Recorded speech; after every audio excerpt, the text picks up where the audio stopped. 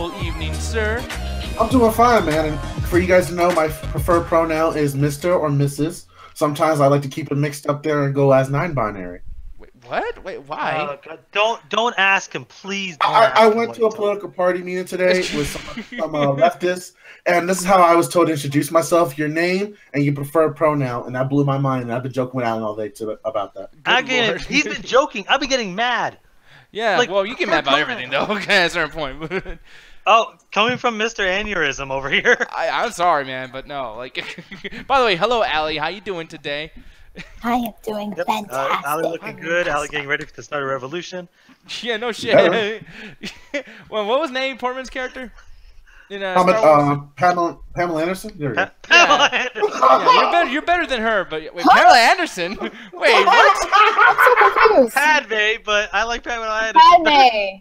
I was fucking with Nick and he let it slide. That was the best part. Fucking stupid. That's what it is. But no, man, Adrian Blinn, she's saying, what's up, everybody, with a smiley face. Very awesome. Jenny's over there saying hi, hi. By the way, too, good job, Jenny, with the whole You're on Dynasty's little Lego thing. I don't know if you guys watched that at the end of the live stream, but, oh, man, my poor boy didn't get a great review from the Double Toaster podcast, but... Man, he got shitted on so heavy. Yeah, which I don't think it was worth all that, but it is what it is. You guys you know how Corey is. He always likes to add and inflate things. Oh yeah, no, you have to inflate. Yeah, man. By the way, like, I know Dynasty doesn't watch us, but anytime that you actually do watch us, we love your Lego shit, dude. You're fucking awesome. If you did that for us, we will not pay you, but we would appreciate it. But Nick will give you the most sturdiest hand job, the sturdiest. Exactly, man. Like, I know how to keep form, son. Form. But the thing is, though. Oh man, I just want to point out right now in the lovely chat of YouTube that Shark is fucking up. Allie is for the Sith, not the Republic. You got to. But she's dressing like. No, technically the Republic is the Sith because you know the Empire takes it over. That's not how that works. That's not how that works at all. Technically, it is. No, that's not how that works. The Republic becomes the Empire. But they destroyed the Republic, though. No. It turned into the Empire. Remember Palpatine? He took over the whole Republic. Yeah, that's not how that works. So, I guess it is. I don't even know why you guys are even into something that's ridiculous as this shit. Man, they're about to cut each other over it. Yeah, no, well, that's Natalie Portman, and apparently her costume designer was on acid. Yeah, no fucking shit. every scene. Okay, the costume is unique. You have to give it that. No, I don't. Yeah. Yes, you do. It's very creative. She looks like a geisha that also is like Mongolian. I don't even know what to say at this point because honestly it feels ridiculous to me. I actually hate this shit. Zoa's movie Mega Corner, he's saying I don't know what any of that shit is. I just decided to turn it into a word. It's not a word. I cannot pronounce that many W's. Like, actually, you do it, Ganja. Can you pronounce that many W's? What? And then because the H. This was silent H. I don't know. But Joey, you are awesome. Oh, who is? My favorite things: movies and makeup. Oh no! Yeah, maybe one day we'll do. When and you know it. What we need to do is do a makeup tutorial thing, except we have Ganja do it. No, yeah, that would be funny. Oh, Ganja be the person that put the makeup on? Yeah. I'm not going in drag. We talked about this. No, I do one day. One day we get you in drag, man. He's scared because he knows he'll look like a girl once he puts on makeup. I know I'll be the finest bitch. That's why I'm afraid. And Gary Ika will meme the fuck out of you if that happens, bro. Can you imagine Gary on the keyboard like, have him forget about me. Have him forget about me. That's They'll never you just fucked that up, Alan. Now he's gonna think about you even extra now that you said that shit. I hope not. Oh, nobody's gonna forget you and your hate of fun. Oh man, dude. Have you ever heard Gary and Alan actually say anything nice to each other at this point, Ganja? One time Gary was like, you know, I'm just fucking with you, right, Birdman? I'm gonna fuck you a lot harder next time. Fuck you. Dude, are you fucking picking on me? I don't know why I'm saying his voice like that. I'm sorry, Alan. You don't sound that bad. Nope, I don't have that deep of a voice. I've heard myself. Yeah. Oh. No, but the thing is, though, yeah, we got a plethora of topics to discuss tonight and everything like that, and we're probably going to go through this somewhat fast because we have so many things to discuss. But if you guys want to get onto the show and everything like that, too, make sure to hit us up in the YouTube live chat or the Double Toasted chat. And if you have an account, doubletoasted.com, you can definitely message Ganja Guru in a PM message. Oh, hello, how you doing? My name's Ganja. And then you can message me. I will actually be looking, I promise. And, yeah, we'll just try to find a way to get you onto the show, especially when we talk about movies and stuff like that tonight. Which, by the way, Allie's getting some compliments in the chat over here. Adrian's over here flirting with her and everything. That's great. Keep going, Adrian. We're trying to get that. Thank you, Adrian. See, like, she appreciates Queen Amidala's clothes, all right? Every single scene in the first movie is a different outfit. You can play a drinking game with the amount of time she costume changes. All right, just because everyone doesn't wear the same green. They were going to For no reason. I love how it's Alan talking to me while he wears the same green shirt every live stream. Exactly. No shit. I make it look good too. I don't know where the exact same green. I have 3 different ones. This motherfucker eats Tide Pods. He don't actually wash clothes with them. Oh, that's fucked up. But 3 different ones, and I have a blue one for the video game show, a black one for Pixel Pix, and a red one for Flex and Chill. I gotta say though, this girl with the thing in the forehead, I feel like she's one of your people, Alan. I'm just saying, the down the forehead thing. I think you guys got that. Oh wait, is that a ganja thing? Racist. No, dude. That's No. Indian. Okay. Yo. Is that a ganja thing now? Okay. Nick, do you not know history? No. Like, is that your question? I don't know shit. I don't know. When the Europeans went and they found, technically it wasn't America, first off, but when they found America, they thought they were in India because they were trying to sail over to India for some more. Maps? Yeah. Oh yeah, they totally existed back then. So they started calling the Native Americans Indians. That's how the whole thing formed. But they're Native Americans. Dang it! Wouldn't it be funny if like this whole time was a misunderstanding? They were trying to call them idiots, but they were like, "Oh yeah, Indians, yes," and they were just like, based on their accent, honestly, that's probably true. Exactly. See, just everything was just a big misunderstanding, people. Well, yeah, actually, it kind of was. Yeah. See, exactly. I'm not. People like you gotta think above this whole like terminology and shit like that. Okay, you gotta be like me, okay, and think outside that. Fuck that. You respect my pronouns. Oh my goodness. But people, yes, I just like the chat, man. They're doing a bunch of shit right now too. But then at the same time, though, even the DG chat's doing a little bit right now too. Adrian's You're cheating right now, man. My fucking team double toasted chat is fucking up right now. It's only me and Adrian. Yep. Stuff in the balance right now. Costumes. Y'all are just finding random things that she's been in, and I can't remember if they were in the movie or not. They were. God damn, man. All of them. I just assumed. I'll let you know right now, like half of them are still in her closet. Yeah, probably. But I will say. I wish I had that closet. So I'm sorry. I'm even sure as fuck. I'm sorry, Ali. If you started dressing like Padme, I don't know. I'd be like, how? How are you getting this as often as you are? And how do I say it's not a good idea without being mean? Because I'm sorry, but if you come in the chat wearing some shit like that, Ali, what the fuck? Like, I would have to say something. You can make this modern. You gotta just remove the ruffles, remove the thing in the back, change the makeup up, and then it becomes a nice white dress. Exactly. I would remove ruffles too, especially for Lay's. That shit's delicious. But anyways, moving on. Yeah, she looks like she's going to a quinceañera. Yeah, exactly. I can't pronounce that. That's my culture. Nah, she's going to Big Bird's house and she's trying to blend in with the family.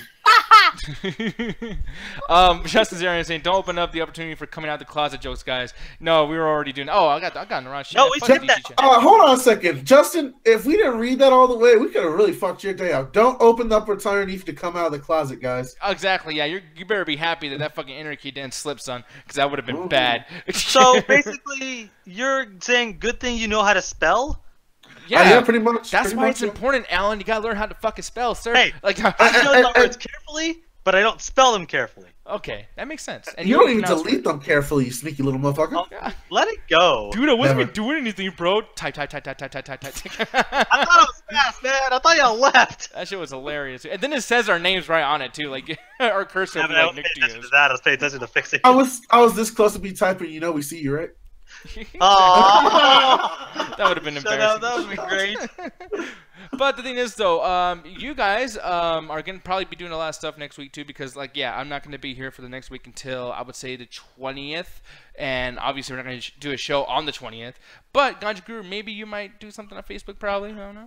Pretty much what I've been planning. I don't know if Alan would agree with this. We're going to talk this a little more as the weekend, the week comes by. But on Wednesday, I was planning to be doing that regular, Untitled Video Game Show and have you guys come on, check out the Facebook page, get inside that comment section, do some bullshit with us, and see what kind of stuff we and him can get into. I think next week we're going to actually try to go for Uno. So we're going to do the Untitled Video Game Show for Wednesday and Friday. And for Saturday, I'm debating whether to do a video game show or just go and do an after hours with you guys and just bullshit around as soon as the high score ends.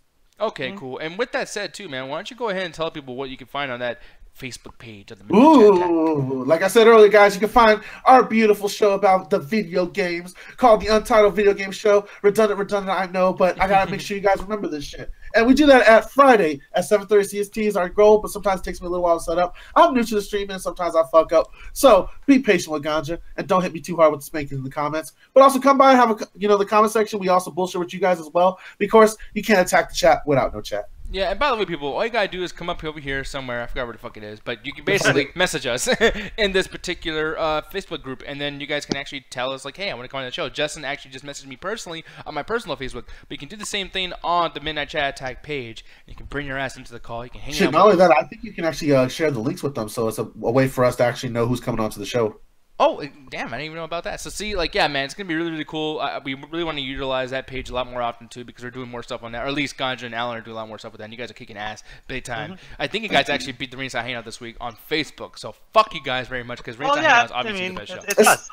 It's not hard. Like the Ringside Hangouts got what, like Triple H and anyway, Stone Cold coming back and shit. No, fuck you, fuck you, fuck you. I'm about to Stone Cold Stunner your ass right now. Hey, I'm gonna do something for all the Ringside Hangouts fans, and y'all gonna appreciate this. The Midnight Chat Tech fans, y'all gonna hate this shit. But delete, Nick, delete. I don't approve of this message. I'm not affiliated with Ganja, and the show is over, folks. Yep, there you go. Brother Nero is disappointed in your disappointment. Oh, I don't you ever, man. You I said, Brother Nero is disappointment in your disappointment. Sure. Yeah, whatever. Hat on a hat on a hat, you fucking asshole. But the thing is, I'm playing like crazy up. God damn it, that didn't come from me. No, no one gets it because no one it. watches that fucking wrestling shit because it's fucking terrible. Even though it's the Ringside Hangout, but we make it good, I promise. Anyways, Ganja Guru though, I think people get into the call and hang out with us and everything too. Why don't you tell these folks exactly where the rules are in case they do get in here, so we don't kick their asses out. Sometimes we'll kick their asses out just in case they're being rude or just being plain dickheads. But that hasn't happened in like a good couple of minutes. So we don't have to worry about it. But sometimes the motherfuckers fuck up. Sometimes the newcomers join the call first and they fuck up as well. So guys, we prioritize with the new people. We want to see those fresh smelling faces. Those new people we haven't seen in a while. Those people popping up for the first time. So make sure to hit us up in the PM boxes, me, Allie, or Alan, and we'll get you on the show. But guys, remember this as well. Rule number 2, do not talk over each other. Or just yell and just make yourself sound like a goddamn medical retard. I'm going to use Alan's gigs to get used to that. But the point is, do not talk over each other. This is just plainly rude, and it ruins audio quality for people later on. Rule number 3, please no nudity, folks. This is not Pornhub. Even though we fucked up last week, please do not report us. We're still worried about that, by the way. And keep the titty inside your shirt. So please no nudity. Rule number 4, do not give anyone else the link. This is a planned show. I know you don't believe it. I don't know you believe we got the topics for you guys and certain people to come on, but we do. So if you hand out the links to anyone else, you're gone, and so is the dumbass that clicked it. And the beautiful rule number 5, read the rules and Alley girl, please. Don't be a mean person. She's right next to her. Nah, damn. Man. I love the idea that we got to tell people this is a live show. Like, anyone actually thinks all this is scripted. No shit. Who thinks it's scripted? That'd be great. You know, Hey, what the fuck, Allie? We're scripted. We break this down every week. You know, we do brainstorm how we're going to interact as characters. Like, Allie is not actually this bougie. She's ratchet as fucking person. oh yeah, dude. Of course, like, Honestly, dude, that would be some weird shit, though, dude. If Allie was actually being like, "Yo, what's up, man? Man, let me give me a doing." That hair is a weave, Nick. She actually has braids when she takes it out. Wait, you just you know how they always pat their head when they want to scratch their scalp? Oh yeah, because they don't want to damage your scalp, so it looks like a bunch of cat scratches in the back. Oh damn. Okay. Alan's like, "Oh, these are problems that my people don't have." No, too much makeup. Way too much exactly. makeup. Oh no. The makeup's fine on You don't anybody. leave the makeup alone. Mm-hmm. What are you talking about? Man, I've seen some shit. I've seen some shit. like Depends, yeah, there are some people that look like they're drag. Yeah. And they're not. I don't know, man. The thing is, makeup's just like a fun thing to do for women, I guess. Because most girls who put on the makeup that are pretty, they don't need makeup. You say that, Nick, but I still remember when this girl over here was going to that photo shoot with Danielle, and they fucked up her makeup, and she nearly came back to our Airbnb having a mental breakdown on us. Damn. I didn't have a mental breakdown. Okay. You were mad as a motherfucker. We never got those photos. I really want to see what those photos are. I bet she looked like a parade clown, just like red circles and shit, and like an orange I nose. hate like, I'm not, of course, I can't name names because I don't even remember the person. So either way, it doesn't matter. But yeah, I look like a clown. Like, eyebrows were like completely opposite. Like, one was up and one was low. Like, What? talk about, man, and highlighter, like, dude, highlighted the heck out of my whole face. Like, wasn't just the high points like it usually should be. It was like the whole entire face. I'm so And sorry, you put on Allie. like 2 layers. I don't know how stressed you were, but I think you forgot something. You did actually give us pictures of that, and I actually have it right Oh now. no, that's man. Don't, Here we go, fucking- folks. I'm it. so sorry to Do do this, it. but Do it. Oh. No, you see, like that's actually blended out.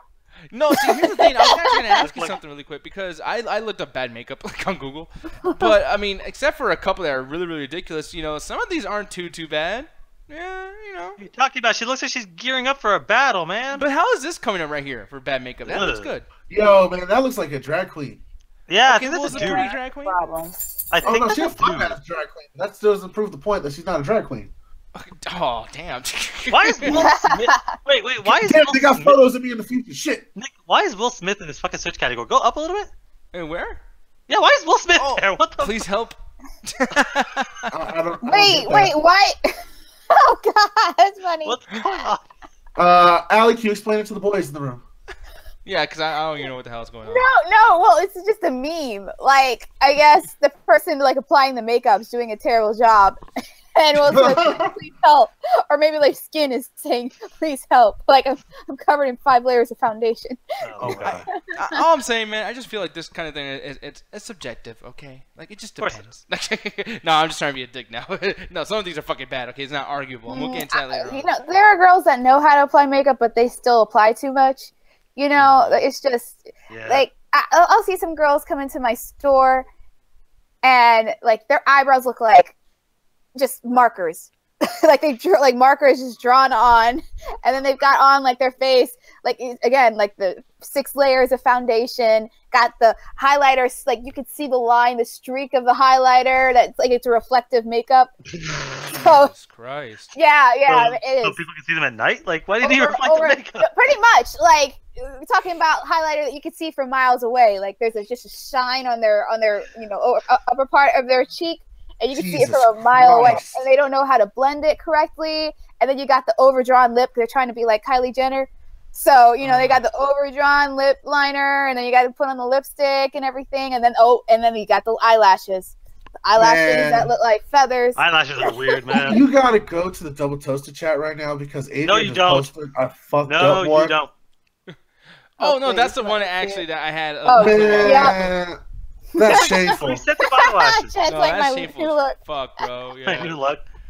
Yeah, here it is over here. The main thing here. Jesus Christ. Oh, Yeah. Jesus. Ugh. Oh man, I That's hate what- it. Man, I hate when people apply they'll apply makeup that's like 5 shades That's darker. fucked up, Skull. He put 100% chola.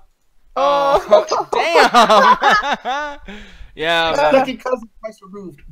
No, but I'm not gonna keep putting over there. No, DT chat, you better keep that shit up today, cause I'm putting you on punishment, cause I haven't seen shit from the DT chat. It's all about that YouTube chat. YouTube chat, I love you very much.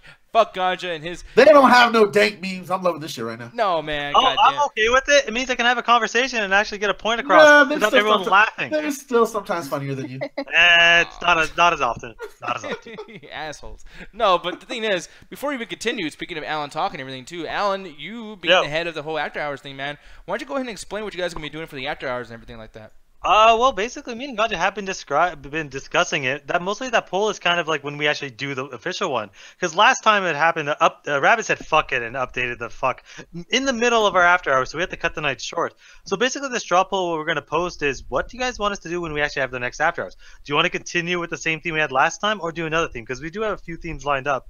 So we're basically just going to ask the people what they want to do, and if they either want to just random shit.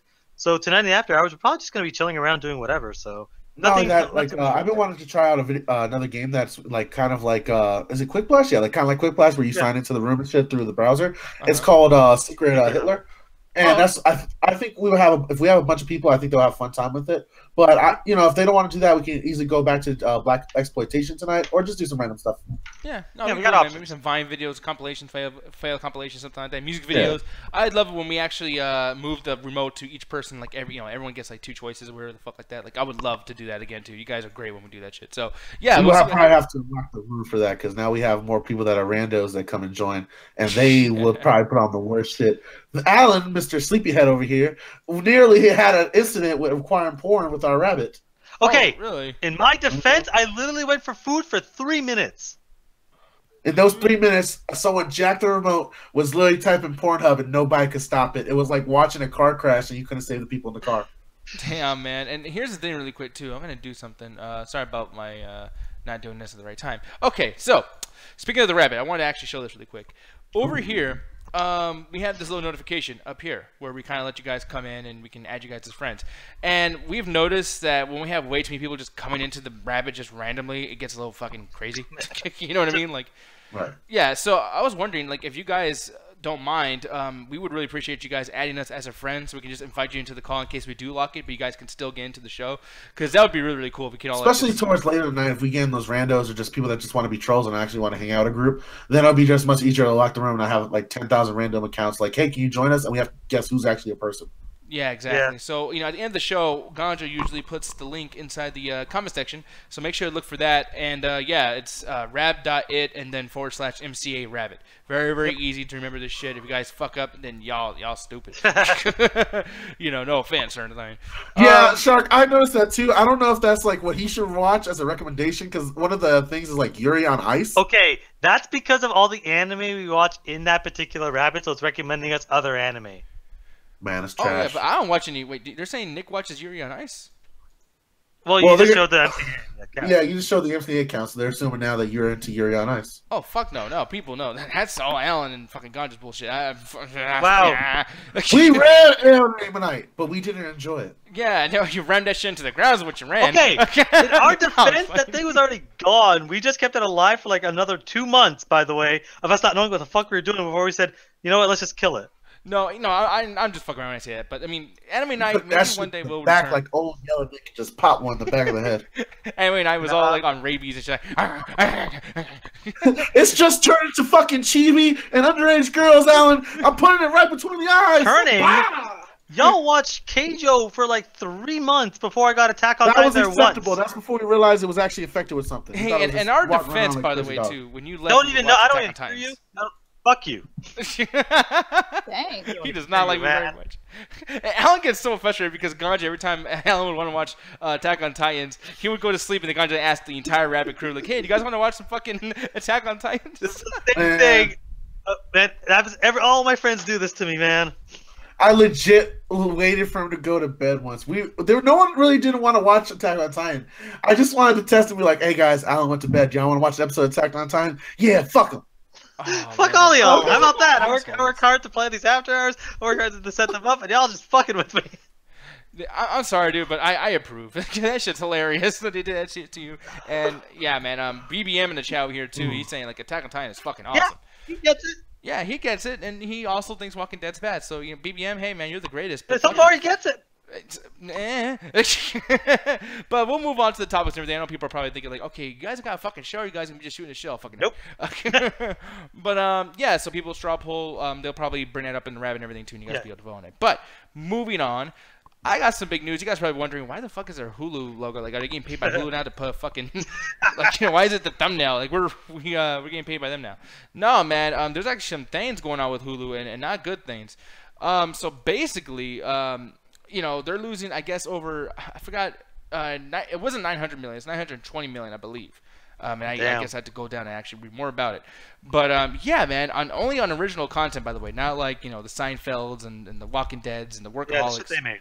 Yeah, and out of just curiosity too, I don't know if you guys actually have Hulu. Who in here actually has a Hulu account? I thought Holly did. I do. Oh, you do? Okay, so is this surprising to you, by the way? He's like, I good. was- I I got heard- it.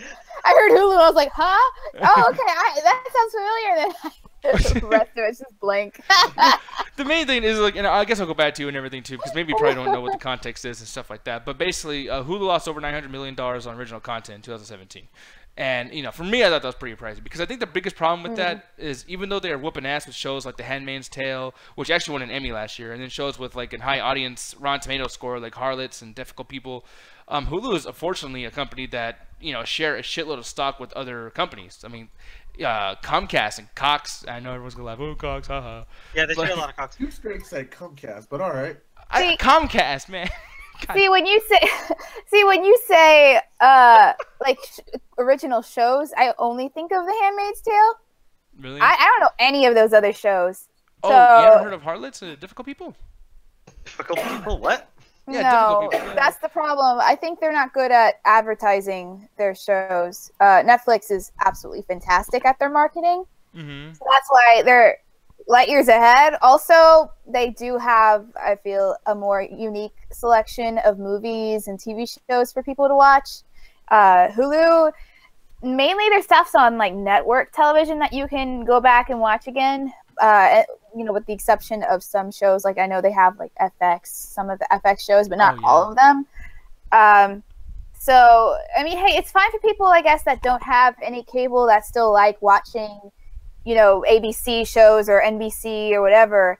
But for everyone else that really doesn't care about those network shows, because most of them are not that great anyway, doesn't really make sense for people to have them. And so they quit their account and don't even bother to see what their original content is, which is kind of like me. I only resubscribe to it because Is it obligatory at this point? Or Yeah.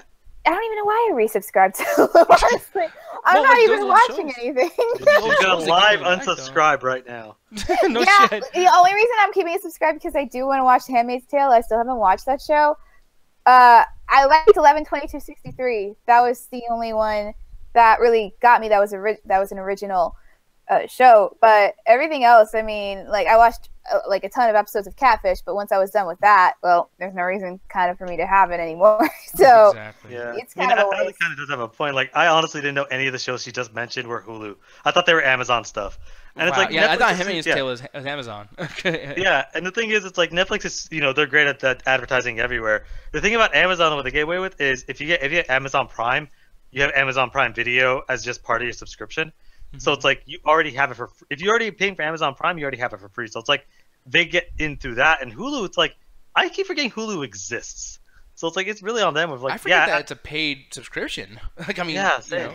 Oh, Man, the I worst- still remember when that shit was free. Yeah. Yeah, it was free, but like the worst thing is that when they finally did switch over to having subscription, the cheapest option still has commercials.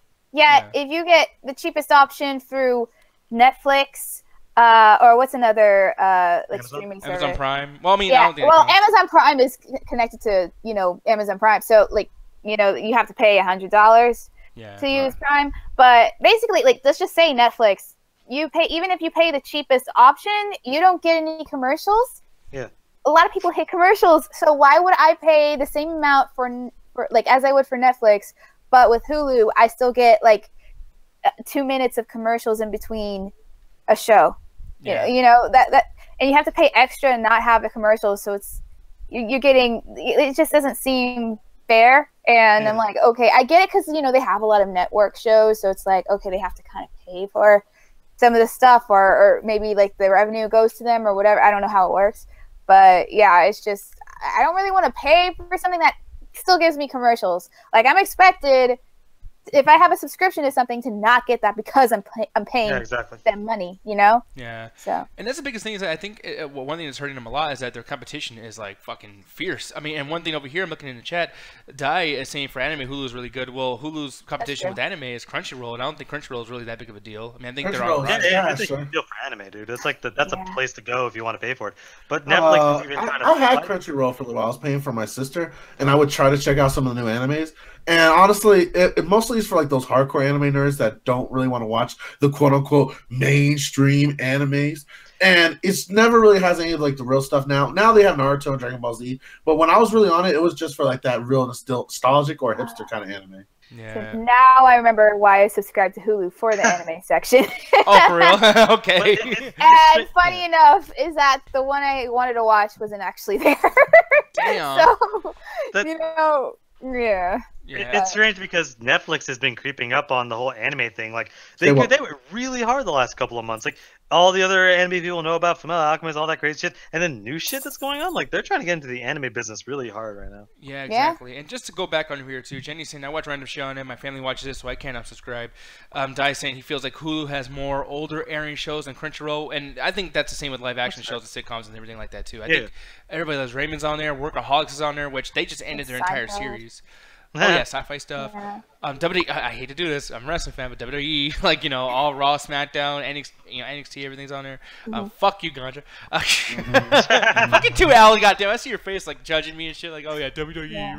Allie's face is always judging. No, the worst part is that like sometimes they get rid of the good stuff. Like before, when I was really into the Korean television, and they had like such a huge variety of stuff on their in their Korean drama section in Hulu, and they got rid of all of it for no reason. And I'm like, well, that was the only reason why I was keeping Hulu at the time. So I was like, well, I'm unsubscribing. What's the point of having this? Yeah. So. But yeah, man, no, but I'm looking over here too. Adrian saying it's okay, I still watch Walking Dead. But yeah, man, but everyone seems to be having a Hulu account. Like Justin has it, BBM has it. I think Tay said she had it earlier. Jenny says she has it. So I mean, I'm surprised that so many people do. But then Eddie's saying I used to. So maybe people like Eddie exist more in the way because like if Hulu decide to spend a shitload of money on their original content, they're probably losing a bunch because people just left. Like their whole like, hey, we think we're gonna make this much money, like.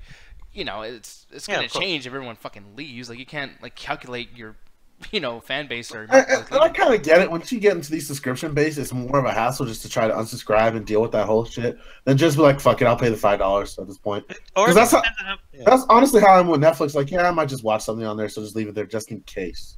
Yeah, exactly, just in case. That's the big thing. It's funny because I never I always find my other methods of watching stuff every time I watch. Oh god, my ribs. And yeah, you're ready to stop smoking. So the thing is, I never had a Netflix account. I was like, why the fuck am I ever gonna pay for anything to ever do that? But it wasn't until we said we're gonna watch Penny Dreadful all together. And we're like, okay, screw it, I'll get a Netflix account. Penny Dreadful's not available in Canada. So I was like, okay, let me just cancel this. This is a waste of my time. But then I'm like, wait, hey, this show. Oh shit, I can just keep this shit in my back catalog, and when I get to it, I'll get to it, and I don't have to fucking find other ways of watching this stuff. So it's like, it really is useful. In some ways, the Canada Netflix is way fucking better than the American Netflix. Oh yeah, like we holy have the shit, Star dude. Wars movies. Yeah, that kind of pisses me off. We should all have the same fucking thing. But yeah, as far as Hulu goes, I mean. I think the biggest contributing factor to them losing money right now is the fact that Hulu has a joint venture with like I said, Comcast, 21st Century Fox, Disney, Time Warner. And if you notice, one of the things I just mentioned there was 21st Century Fox. And although all four of Hulu's owners invested like I think a combined $1 billion into the company, they're basically helping out the competition because Disney has 21st Century Fox now. Right, so it's almost like they're giving money to their competition. It's like, yeah, here you go, here's the money. Like, whoop our ass, please.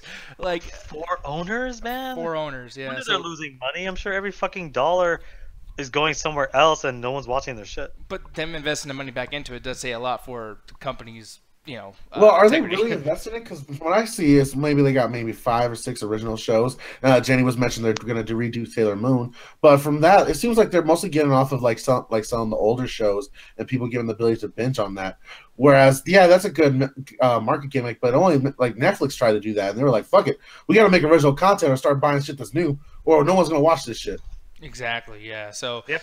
I mean, I don't know what to do or what to say at this point, man. It's just kind of weird that all this is fucking happening because we got a topic later on about viacom coming into this, and we'll talk about that when the time comes. But like, it's just kind of weird that everyone wants to jump onto this bandwagon, knowing that net neutrality might be gone soon too. It's like, why are you guys going into this business venture knowing that this is probably not going to help any of you guys out? Time Warner owes them, so it makes sense to like Comcast and everything. They have all the infrastructure, so it's not like Netflix where it's more dangerous for them, or the Microsofts or the Sony's PlayStation Plus and all that shit. Yeah. They actually have the access to the infrastructure through their deals with Time Warner Cable. Exactly, yeah. So I mean, I don't know, man. It's fucking weird, but we'll move on. If anything, you're gonna see probably people transfer to Hulu now that Netflix is probably gonna get more expensive as they rank up data processing. I don't think anyone's gonna go to fucking Hulu over Netflix. Sorry, Netflix. Yeah, they have too many great options, like original content now. I feel like it's but how, like we were just saying, like there's large intervals before that content is released, so more people are gonna be like, "Fuck it, I get more bang for my buck, so I'll just pirate Netflix." Yeah, I mean, I don't know. I mean, I see both sides of that spectrum, but at the same time, I just feel like Hulu is to go down. Like, I mean, streaming services are popular right now, and to like go downward to lose $920 million, that's fucking insane. Like that's bound to happen. Yeah, but no one is doing that. Like even AMC wanting to change their business model. And we talked about this like about 2 weeks ago or whatnot about the price changes and things like that. And Ellen got some shit from Julian about that, which we'll talk about. Ellen and Julian's rants. Yeah, but it's probably because Alan doesn't like fun. You know his reputation. yeah, he's kind of an asshole. No, I'm just playing. No, a big old birdie dick. Sitting besides Mr. Aneurysm and Captain Cynical here, and I'm the one that doesn't like fun. I like the Aneurysm and Captain Cynical. That's a great fucking name, dude. We gotta do that shit. I already got the hat for it. Yeah. But no, we'll move on to the next topic. That topic I know I saw Gary and Chevy were saying, "Hey, bitch! Hey, bitch! Hey, bitch! God damn it! I'm a fucking bam! I'm gonna grab Birdie Bass. I'm gonna grab it. I'm gonna push it down. I'm just. I hate you. He hates you too, Gary. He hates everyone who has. Yeah. Don't give me that face. You appreciate my good impressions. But the thing is, as you guys saw on the side when I did that slow fade to the next topic here, Child's Play TV series is actually being developed. It's finally happening. Yeah. In other words, news for only Dick, maybe Gary, probably Ganja. Man, fuck you. There's a reason for me to be excited right now. Like Don Mancini, the guy who, Don Mancini, the guy who did the first Child's Play and actually created this entire thing. Apparently, he's making an 8-part series, and honestly, dude, like for me, this would work better as a TV show. I've always felt that. Like even with that stupid Freddy's Nightmare show, that was fucking absolutely terrible. I thought that was gonna be good, man. I thought that was gonna be fucking awesome. And granted, it wasn't, but it could have been. And back then, people were just drinking, doing coke, fucking acting ridiculous. They're probably surprised that horror got so popular. And I think like right now, finally, people are thinking about creating universes and shit like that. So I feel kind of positive about it. But like, why do you think this is stupid, or why do you not care? Because this is kind of cool, man. You gotta admit. Sorry, I'm just fucking up the teacher. Wait, what's happening? Fuck it! I'm trying to post this one meme and it won't work. I've tried 4 different links and I keep getting the same. Oh, I love Adrian. She goes, "You gotta just fuck it." That's what she said. Fail! You fucking suck. God damn. It's just okay, man. The best I can sum this up is I think they're just trying to. I feel like so many movies and old shit that just lost its prime, it's no longer relevant, is trying to do a television show. You see movies that never got off there and go like, oh, we're gonna do a TV show now because TV is fucking big.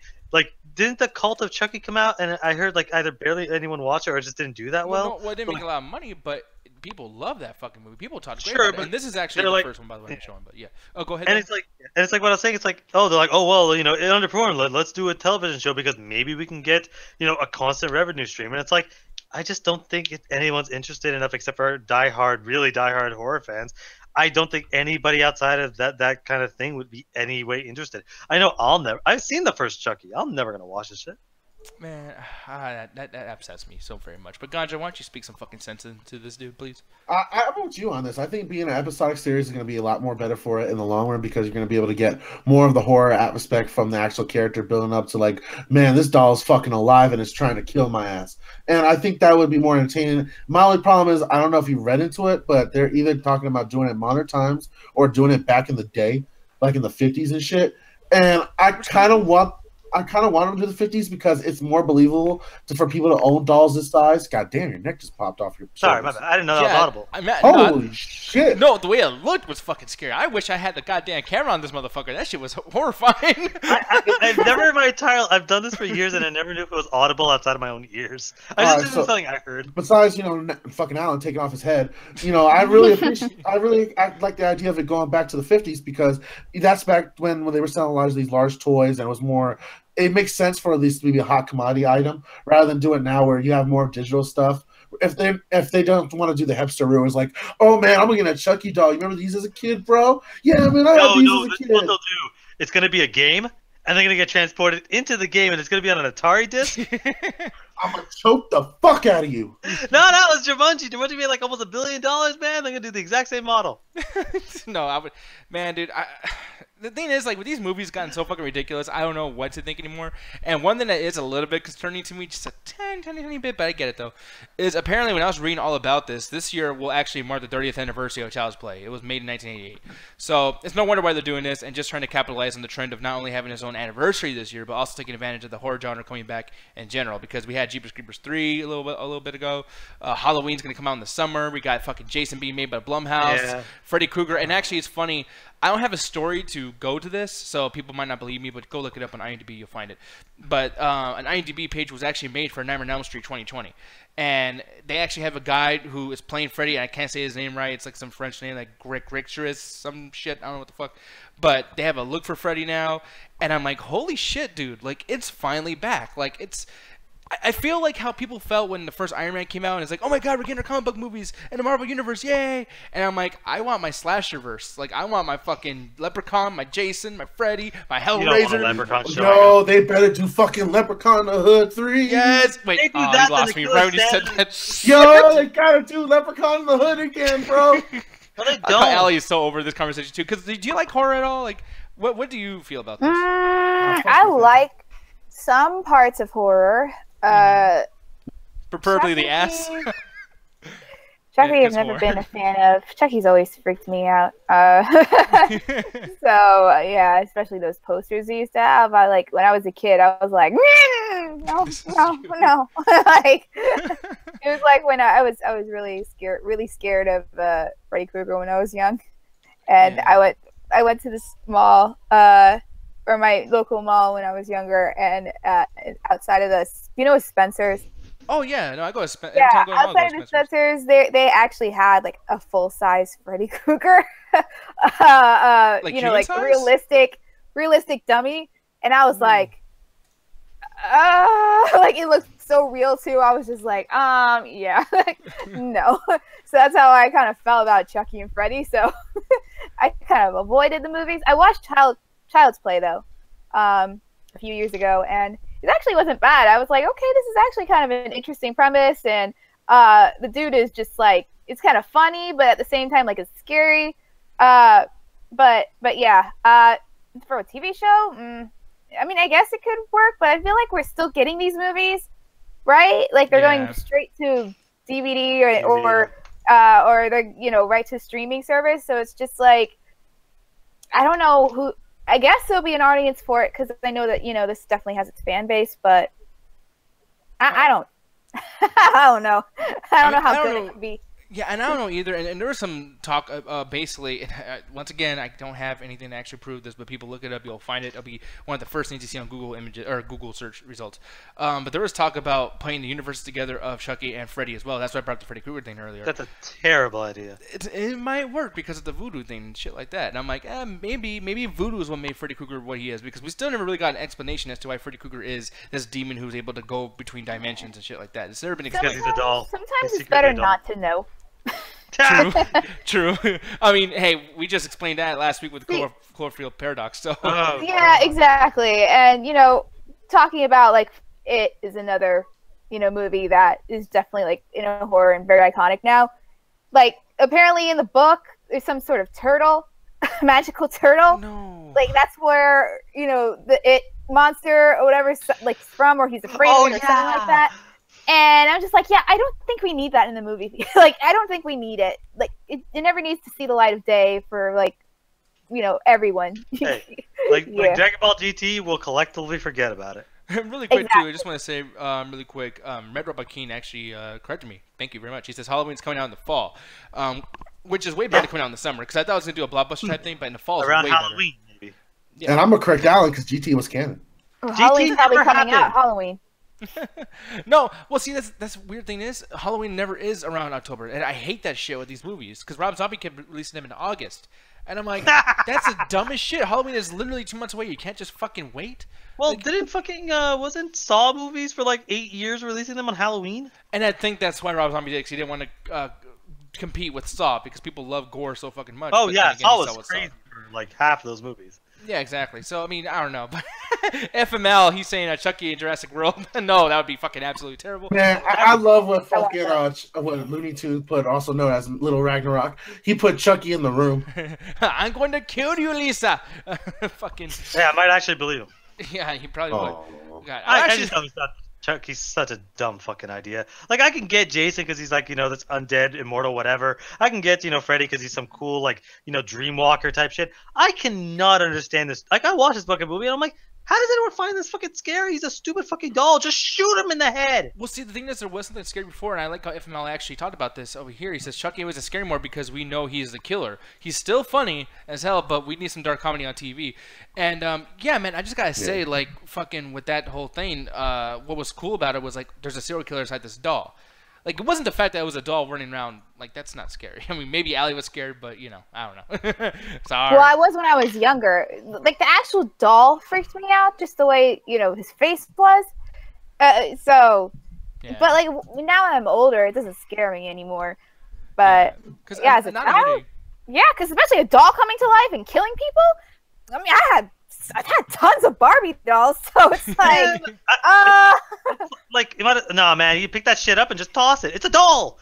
Why is this a problem to anybody the thing involved? that's scarier about it, the one that's creepier about it, is not the fact that he's so dangerous. It's the fact that this whole time he's just been looking at you. Like, think about this. Think if someone hacked your fucking Skype camera, and like every time you're asleep, he's just looking at you all night. Just like, Yeah, I'd be like, yo, what's up, man? You want to chill? What the fuck? No, that's not cool. Like, I don't care, man. I would just start fapping and be like, yo, man, I don't know if you want to watch or not, but I'm doing it. Alan was scared of the guy watching on the webcam. Like, fuck you. But no, it's one of those things of like certain horror icons. I don't understand why anyone ever finds scary, like clowns. I don't understand clowns and dolls. I don't understand why people find them scary. yeah, clowns I've never found scary. Well, Like their entire thing is designed to give you joy. Now, Furbies are actually evil. Yes, I was just about to say that. Furbies. I love Furbies. You guys Furbies are are fucking out. assholes. I swear, Furbies, you take the battery out, they're still still alive. freaking talk. Like, what? Man, you guys are fucking ridiculous. no, I these throw are out creepy, my man. Furby. We tried to kill one once. We kept hitting it with a hammer. tried to kill one once? It didn't This is die. Ganjo's Furby over here. I was going to say, there's mine. No, we tried to crush it with a hammer, man. It didn't work. Yeah, those things are scary. Yo, what that mouth do I'm that? so glad they died. Yeah. Well, we think they're dead. We're not sure. Yeah, we're they're not probably dead somewhere yet, plotting, bitch. plotting their return. We still Kill everyone. Actually see scary. We They're all gonna see come to life. everything. They're not gonna They be. also recorded everything. They're not gonna be friendly like Toy Story. Exactly. Toy Story. Man, Yeah, you're man, Toy Story fucking 4, that's a wrong. plot, man. Man, I love that too when Woody like turned his head all the way around know, in but- Toy Story. Was You I guys the say only that one shit, but really this liked motherfucker's Furbies growing up? Shit. Hey, What I the liked fuck Furbies, but they did freak me out at the same time. Oh, man. Those things are evil, man. When they recorded you shit, like, I know everything. I can mimic you. Like for a long time, I was scared to throw it out. I felt like it was gonna come back and haunt me. They'll jump at you like Chucky, like, you filthy bitch, you fucking slut. What the fuck is it? He just started going after you and shit. Which I love that when Chucky did that shit. But I'm looking over here too. Yeah, like Jenny's saying, yeah, Furbies are possessed. God, people are really fucking scared of fucking Furbies. I can't believe They're terrifying. You take the batteries out, they don't die. it. Even Zoe's Movie Mega Corner saying Furby are scary. Like, why are you guys so scared of fucking... Anyways. We just explained it, man. It's No, I fucking know. creepy. The eyes. I think it's in the eyes. The eyes is... Nah, the eyes and they don't die no matter what, man.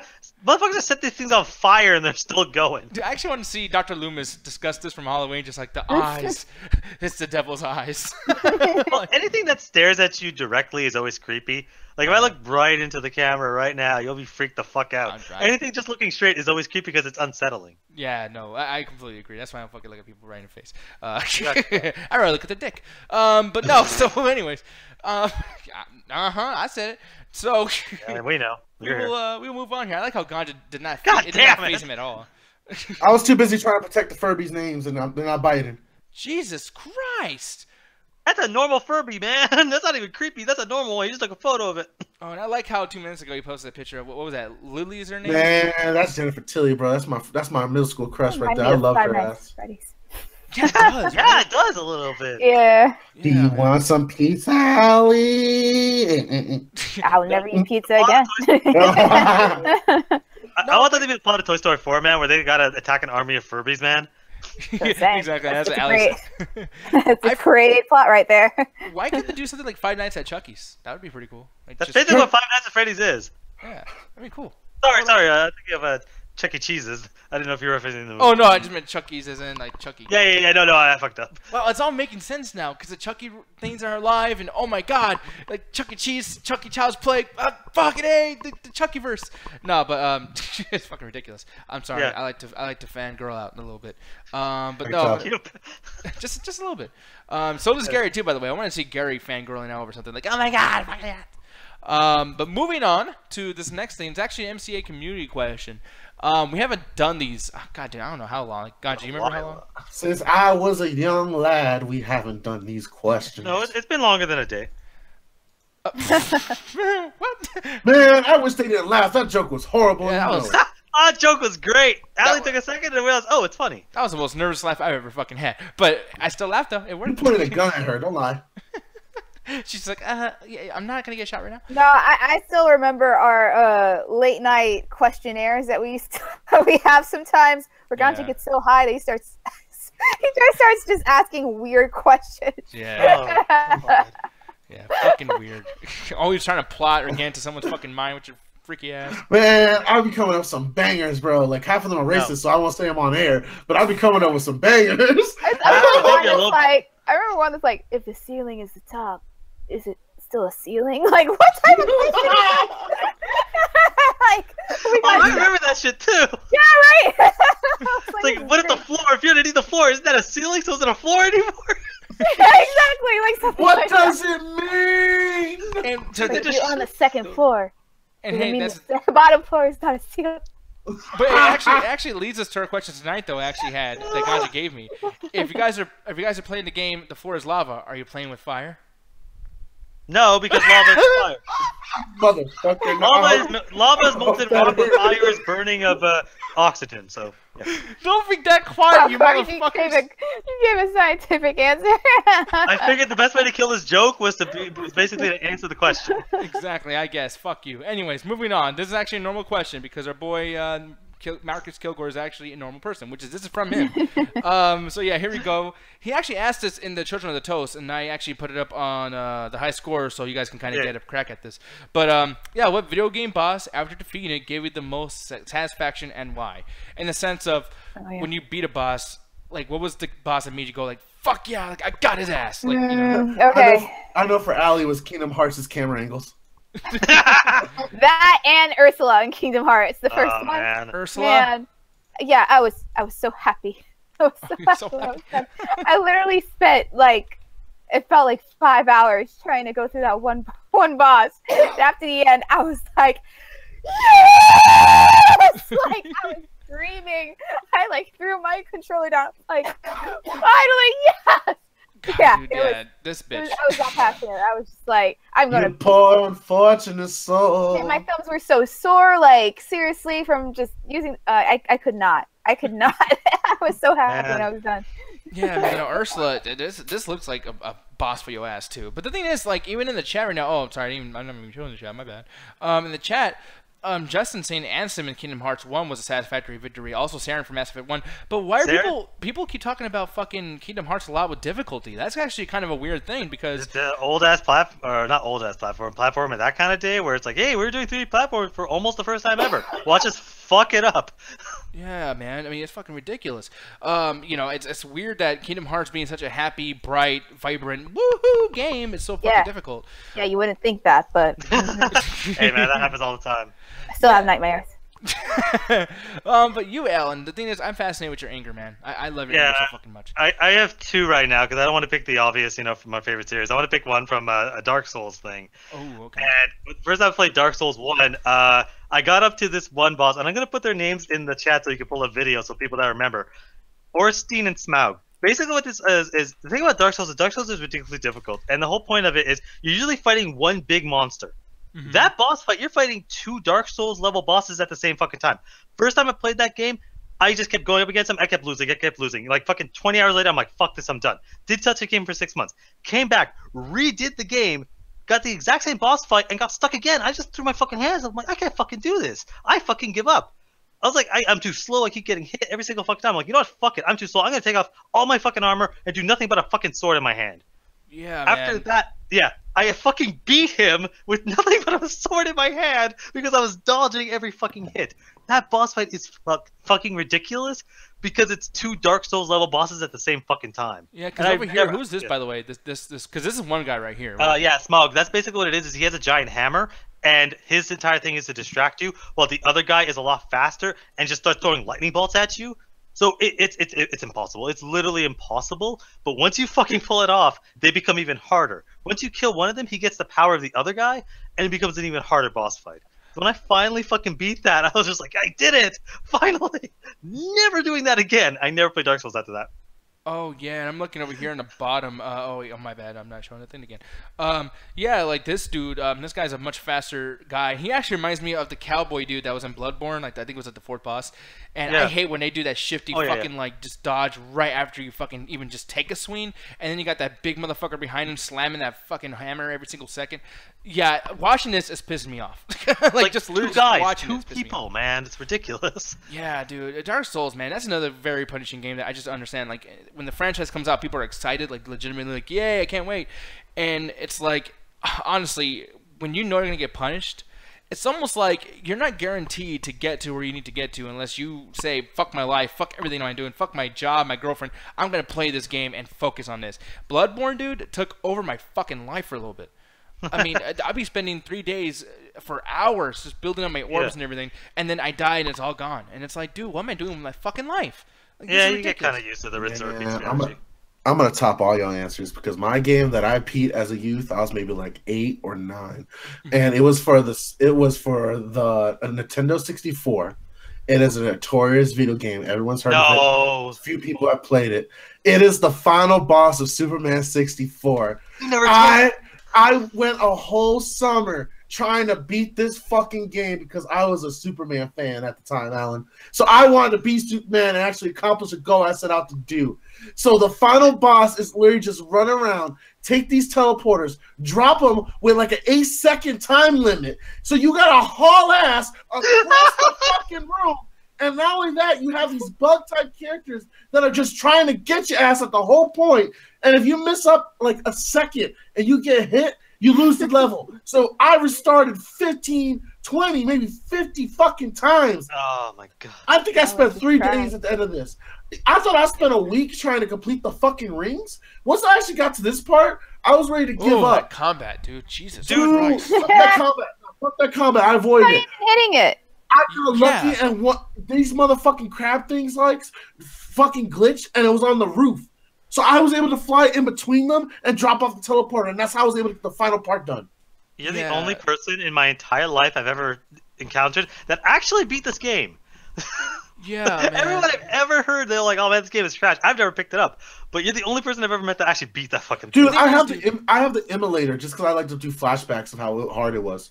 God, yeah, look at that shit, man. This is fucking ridiculous. He's fucking up. He should just be flying past him. He's wasting health. Yo, that reminds me of in Saints Row 4. It's just they have glitched out fucking like glitched out enemy things, and that looks exactly like that fucking enemy in Saints Row 4. Yeah, man. No, I can't stand glitches like that. It completely just fucking ruined the game.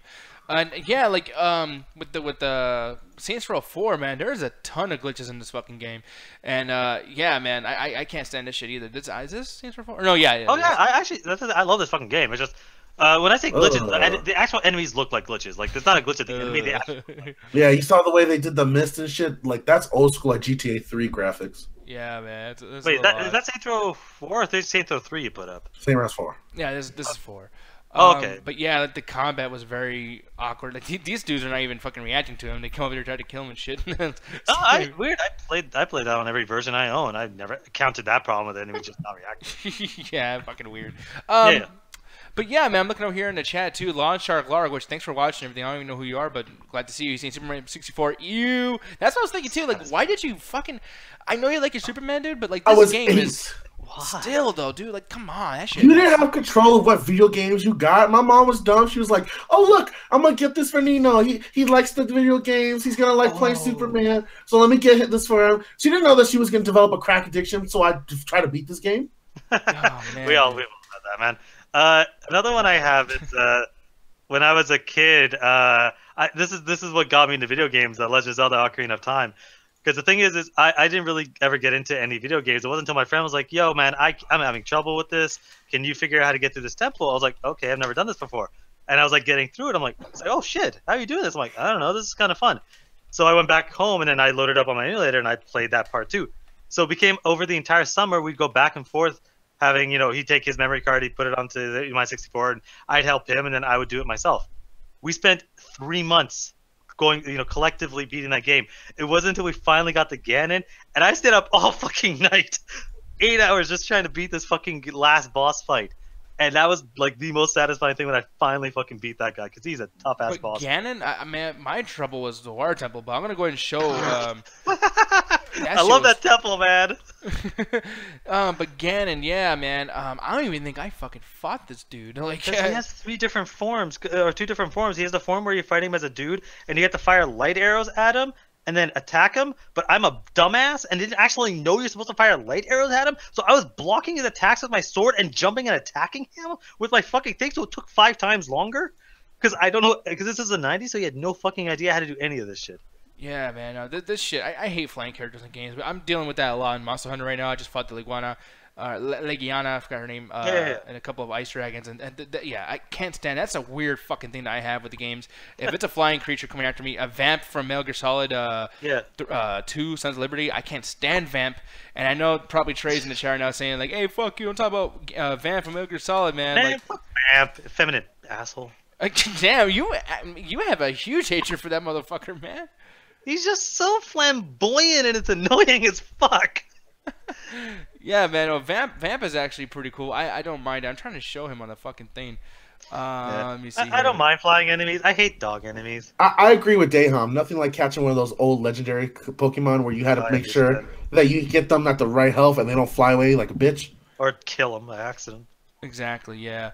And really quick, too, because I was looking at the chat, that's why a couple of times I'm leaving out cameras on you and shit like that, my bad.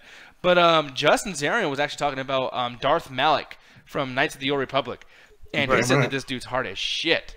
Not really. I felt like he was kind of easy because I did all the side quests and I did like a little bit of grinding on the side and like destroying all the characters that want to give me like bad life side points. So like after you do that and you make sure your I think his persuasion is high, you can actually avoid the battle altogether.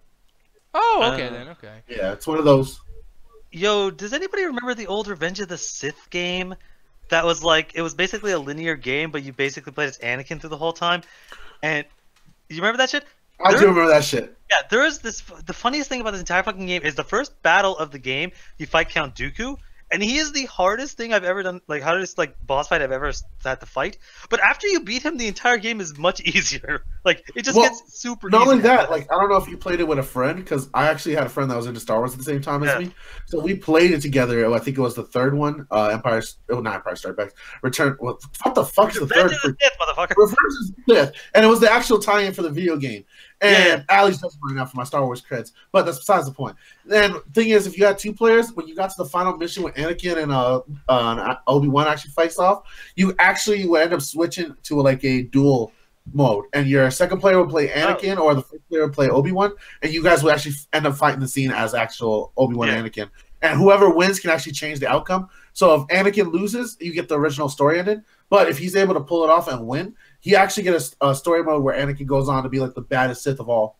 Yeah. Okay, and this is actually an epic ass fucking battle, man. Like this. Dude, it's like literally like the game starts here. I think you do a few things prior, but imagine like the hardest boss of the entire game, and the hardest thing of the entire game is in the first 5 minutes of the game. Oh man, yeah. Well, that kind of pissed me off. I got the same thing with Metal Gear Solid 2's Olga. That was fucking difficult as shit. Olga pissed me the fuck off. Speaking of, I know you didn't say that, but Mortal Kombat. Have you ever played Shaolin Monks? No, I have not. Have you? Oh my god! Anyone in the chat that ever plays Shaolin Monks? There's a boss fight at the end when you have to fight like 3 people in a row. You have a shared health bar. You can never get any more health. You have to fight Shiva, a bunch of other people, and Shao Kahn in order to beat the fucking game. And me and my brother, we were up all night because we were playing the game co-op to actually fucking beat that fight. That boss fight is ridiculous. Just look up last boss fight for Shaolin Monks. It is a ridiculous boss fight. Yeah, I mean, I'm looking at it now. But I didn't see the entire battle. But the thing is, Shao Kahn's always way too fucking powerful. I mean, in Mortal Kombat 2, he was fucking difficult. But yeah, man, damn, that's badass. Yeah. Oh my god, yeah, man. Like some of these games, though, I mean, when you beat them, they make you feel so fucking good, you know. And yeah, exactly. Like for me with Bloodborne, it's one of those games that you can get that a lot with. And I gotta say, dude, Monster Hunter World. I know I'm talking about this game a lot lately, and God, okay, God's gonna hate me for saying this shit again. You know, actually, guess what I'm about to say. Something trash. No, just guess what game I'm about to bring up. Something. Call of Duty. No. Nah, fuck Call of Duty. He's probably gonna bring us something we've always talked about. Well, you guys already touched on Mortal Kombat. So what's the other thing? Oh, Cuphead. Oh god damn it! I don't like this game. I'm sorry, but are you sure? But here's the thing. You bring it up all the time. No, I know that. But then again, to Marcus Kilgore's question, which is a great fucking question, and obviously it's a great question, Marcus Kilgore, because we're talking about this a lot. But his question says, "What video game boss after defeating it gave you the most satisfaction and why?" Ooh, every boss in that game. Every fucking boss in Cuphead.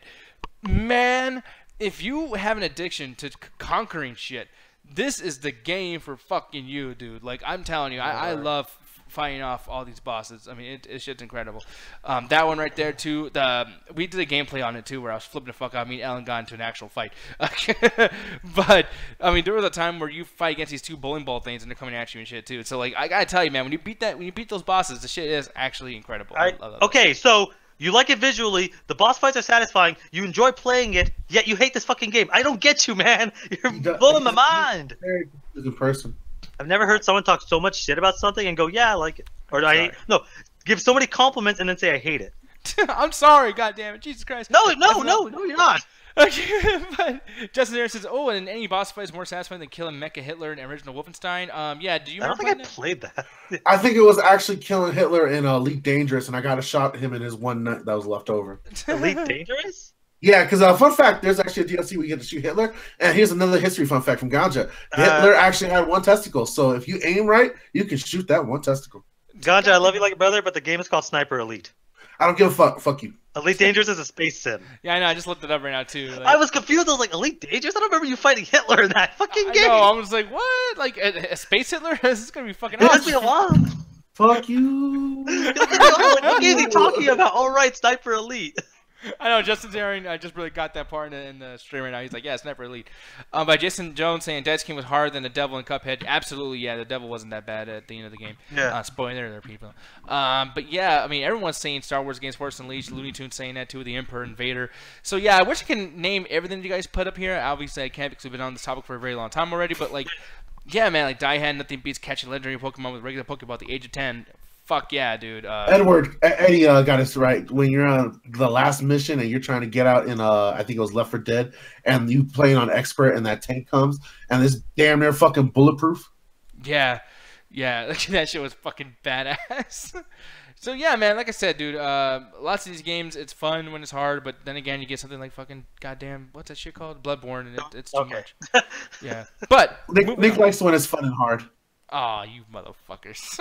Actually, I do, though. I like when I'm fun and hard. So, moving on. This is going to be an interesting question. And hopefully you don't go on this for too long. But then again, these questions, I guess, are good. So this is actually a question of the night. Now, this is another thing, too, that I meant to bring up earlier when me and Gandhi were discussing old questions that we used to have. Where question of the night basically is something that we make up to ask. What is an apple? What is an apple? The most infamous, stupid-ass fucking question that Anthony ever asked on these shows. Anthony was our old host. No, I think the stupidest one was when he asked us about like how to buy property and how to be a homeowner when most of us rent. When most of us rent and live with our parents. Exactly. How do I foreclose? Meanwhile, I'm stuck in my mom's basement playing video games. It's like, how do I foreclose on a well, The Sims said. Nick's like your mom dies. Yeah. That's fucking awful. But yeah, Chris Brown saying Space Hitler wants the perfect race of 3-eyed, gray-skinned, red-eyed aliens. I love that shit. Oh yeah. But yeah, anyways, I know people are still talking about that. I love all the stuff you guys are mentioning too. We gotta play some of these too, Ganja. Yo, Jason, I don't believe you. You're lying. There's no last boss of Super Ghouls and Ghosts, man. It just has one level. That game is no other levels. You can't prove it to me. I swear to God, I will pay Ganja to play that fucking game on the Untitled. Yo. I know when to stay away from trash. Yo, we should play that for the video. We should play that for the video game show, man. Yeah, you should play with my dick on the video game show, but we're not doing that. That would be interesting too. Anyways, weird. So we're gonna go ahead and move on to the next topic, and like I said, question of the night, everything like that. So here is the question, and this is not given to us by anybody. It's just us bringing this up to you guys and to argue with each other because we're assholes. But yeah, where is the line crossed between subjectivity and analysis of quality and entertainment? Who's to say anything is ever good or bad? Now, there's a reason why I'm asking this question. And you're probably wondering, like, yeah, it's because you're fucking stupid. And you're trying to find a goddamn something to talk about. But well, you don't want to talk about if gravity's real or a theory or not? no, not at all. That'd be awful. Gravity is real. Who the fuck says otherwise? Calm down. I was making a joke, scientist. Okay. Scientist. No, and this is actually kind of a little bit about science. And man, it's gonna probably trigger Alan, but it's okay. Man, he was about to jump down my throat. I was joking. But here we go. This reason why I'm asking this question is because this comment from Julian one day ago on our last minute chat attack. And I'm not trying to call you out, Julian. I love you, dude. It's cool. But sometimes you say certain things, and I feel like we need to express how we feel about them, etc. So he says, guys, Paradox literally opens saying this is an alternate universe. Things that do not make sense are going to happen. Science is a moot point 99% of the time with movies. The movies we're making the viewer ask questions. I get everyone doesn't like it, but rule breaking doesn't apply to a movie like this when you establish that anything can happen.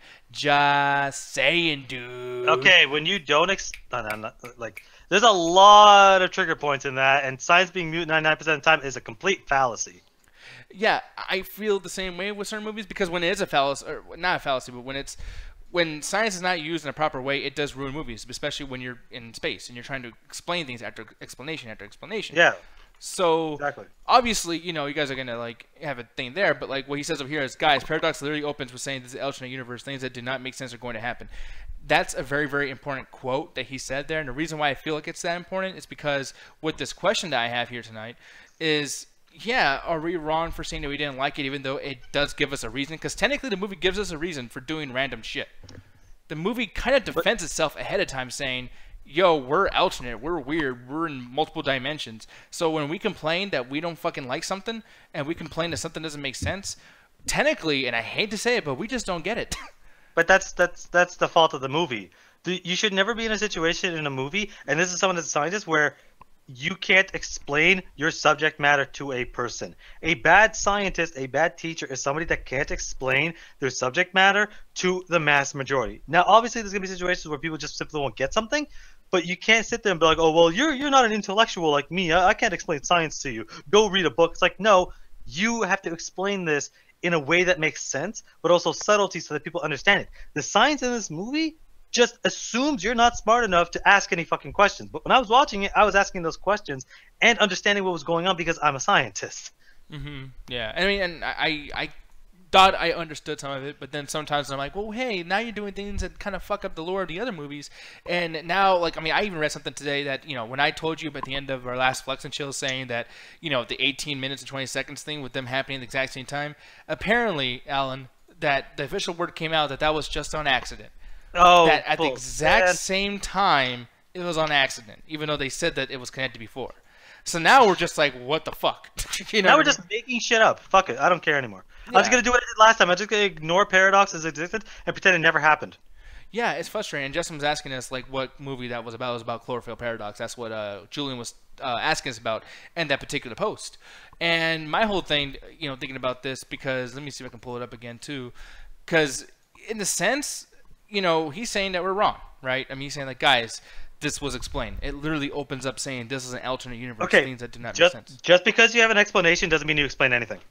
Exactly, because there's an explanation, then there's just an excuse. You know what exactly. I mean? Yeah, exactly. 100%. Because what it is, I wouldn't take it as an excuse. I would take it as a bullshit explanation. Like, you can just be like, oh, well, I could have been there, and told you the story, but I wanted you to interpret it. No, you wanted me to do your job for you. You just gave me all these set pieces and wanted me to assemble all the pieces so I can make it look deeper than what it is. It's just bullshit scenes by scenes. Yeah, the acting was all right, and the pacing was all right, but that was mostly because we thought we were going to get a mystery of paying off what the information is happening to these characters and how it's going to influence them later on at the end of the story. We didn't get none of that.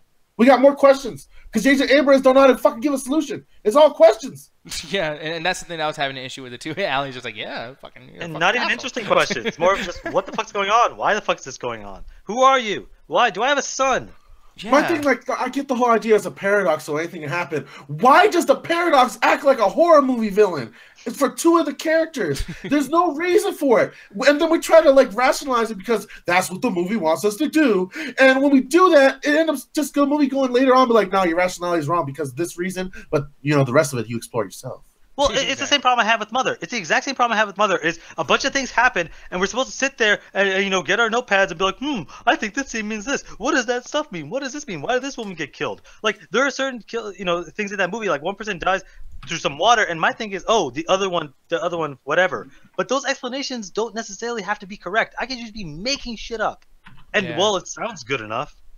No, that's the thing. You're right, because there is things where this movie is explained a lot. There's a lot of things that are explained, but then she's drinking this yellow piss shit, and like literally Darren Aronofsky is just like, no, guys, like I know there's a lot of things explained in this movie, but this up into I can't think of the word now. Interpretation. Thank you. Voila. just knocked out the part there. But yeah, man, and that's the thing that kind of frustrates me about this. And going back to the question, because technically, Julian does kind of bring up a point there. I'm going to ask this question again now that we actually have a dialogue about this. Is where is the line crossed between subjectivity and analysis of quality and entertainment? And who's to say anything is ever good or bad? Alan, take it away, dude. Like, I'm kind of curious what your thoughts on this. It's one of those things where it's like I think it is up to the person. Like, there are objective things, but I think when we always point out objective things, it's when it's a colossal train wreck. Like, we talk about The Room, and there's objective things wrong with that. But I can bring up right now, I could bring you a book of why I think Days of Future Past is a terrible, terrible fucking movie. From the science to the character motivations making no sense to the flow of there. But everybody else loves it. Does that mean I'm wrong or they're wrong? Like, it's one of those things where it's up to the person. Because, like, in Days of Future Past, none of the science in that movie makes any fucking sense of why the detector would detect any mutants in this time period. Because everything that I personally know about science, in the 1970s, that technology could not have possibly existed in the way that the main guy describes it. But to somebody else that doesn't know this, probably doesn't think enough of it. So it's like, at the end of it, I really do think a lot of times it's up to the person watching it to determine whether or not something's good or bad. All I know is Justice Square, bitch. No, I didn't want to interrupt, so I was just like, hey. No, but like with Justin here too, I'm gonna go ahead and ask you the same question really quick, man. I don't know if you're watching the show and everything, but yeah, what is the line cross between subjectivity and the analysis of quality and entertainment? Who's to say anything is ever good or bad? So yeah, curious. This is something that we talk a lot about, and and obviously we've debated over it in this call, but I talk about it with other people as well. And okay, so when I think of subjectivity and objectivity in film, ultimately all opinions are subjective to whatever your life experience is, to how you relate to like themes, story, character, emotions, and certain artistic elements. But I feel the objectivity comes in with certain types of quality standards, especially with technical categories. I mean, a focused shot will be a focused shot no matter what. Like, when you watch The Room, we had a great discussion about this with my TV lecture class. The Room has shots that are blurry and out of focus that were not intentional. You can tell that was bad camera work because they weren't shooting it with any quality or standard. So that's an objectively bad shot when you see those shots. Yeah. You see other movies like even 3 Billboards, where it's like it's not even super high quality in terms of the photography work, but it's still it's lit well enough. It's got focus and staging of the shots that make it look good, even on a basic standard of good. But I think objective comes more from the professionalism of the craft rather than how much you enjoy the movie. Because you can enjoy any movie if you watch it. Say, Call Me by Your Name. Subjectively, people might be uncomfortable with the subject matter, and it is kind of uncomfortable subject matter for some people. But in terms of camera work, acting quality, writing quality, from what I know, still haven't seen the movie, it's set up to a high bar. It's something that it's done with a lot of craft and a lot of attention and a lot of literacy. People who take the time to read books, watch other movies, learn the craft, and really try their hardest to make it. I mean, that's the thing. Like, I think Justin has a certain point to a certain degree, because I like the movie The Happening. Nobody is ever going to say that's a good movie, but if you take a look at all the shots and everything there, it's all shot on a technical level. It's a movie. But I agree. The actual writing, which is an important part, is complete goddamn trash. But you get so much entertainment value out of it because of how bad it is. It's still a bad movie, but it's like it's the mix of life experiences and what's actually going on in the actual subject of how you're conveying your message. There's a message in that movie. What is it? I don't fucking care. But you didn't convey it properly, and that is an issue of how you're doing your actual job. And sometimes it's a mix of life experiences, but sometimes they're just straight not doing it properly. And I think you can straight up say this is bad. But say something and say something bad and something good. I think you can actually do that, and it doesn't have to be like the most extreme case, like The Room. Yeah, and Yeah, Allie, you can have both viewpoints, and you can say objectively this film is a badly made movie, but subjectively I still enjoy it. You know what I'm saying? The Room objectively is a terrible, terrible movie. It's Exactly. badly made and badly done. But subjectively, I enjoy watching it because of how terrible it is. Like I kind of warmed up to the fact that it's like, especially with a crowd, it's so bad it's funny. But and even the happy I can say, objectively, most of that movie is pretty bad. But I can say objectively too, it's shot really well. You know, the camera work on the whole is very crisp. It's very well lit. It's got some great dynamic angles. It's like you said, just the writing is total crap. But yeah, you just have to have a good viewpoint. You have to be balanced in your perspective to enjoy things subjectively and objectively at the same time. now, Allie, I'm going to ask you really quick because I know you're really, really like optimistic when it comes to film and things like that too, and you're very like you look at the shit with like a keen eye, you know. So like when talking about this, I'm actually going to pull up the question one more time just so we can kind of like recalibrate over here. Where is the line crossed between subjectivity and analysis of quality and entertainment? Who's to say that anything is ever good or bad? Now, I mean, do you have an answer to that, by the way, too? Like, I mean, where do you think the line is crossed? I agree mainly with what Justin said. It is something like for, objectively, yeah, you do look like more at the technical aspects of something. Whether you personally enjoy it or not is another thing. Also, I do think that when people look at a movie subjectively or objectively, I feel like when people say, oh, or someone asks you like, oh, how did you like this movie? I hated it. Why? I just hated it. Okay, well, that's subjective. Like, could you objectively tell me what you didn't like about it? Exactly. Like different aspects. Like, oh, I thought that the pacing was really off. I thought that the acting was, not the best in certain parts. Like, just having more of like a specific reason of why you don't like a movie or why you do like a movie, rather than just like, oh, it was awesome because, well, I mean, I don't know. I just liked it. But okay, that's a subjective answer, and you're right. Everyone's right to have that type of answer, but you can't objectively say something is this if you don't give a reason why. Exactly, and that's where we always come down to like, how we get into our biggest arguments, on the show and everything too, because sometimes we'll get into something where I will interact with somebody like when they say like when you insult the actual property, versus like telling your opinion about something, that's when they get pissed off. But me and Ganja, I'm always the one time I don't do that is when I'm fucking with Ganja and then fucking with Allie and I'm saying Star Wars sucks, Allie, and Ganja, I fucking hate the shit that you're into.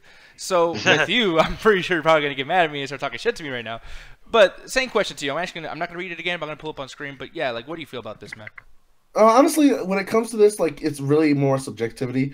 Like, you could do a quote-unquote analysis, but honestly, when it comes to entertainment stuff, there's not a actual scientific way to analyze this stuff. Like, you can't pull out, rational theory or actually what Alan likes to do, scientific method and do that shit and actually have go into, like, a true fact on how this movie is. Now, you can get into the technicals about how the film is, but then again, you still lead yourself to the subjectivity of your opinion. Some people might have higher standards of how the film should be done, how the shots should be done, how the lighting should be. Like, for instance, fucking Julian was losing his mind over the lighting in fucking 50 Shades of Grey.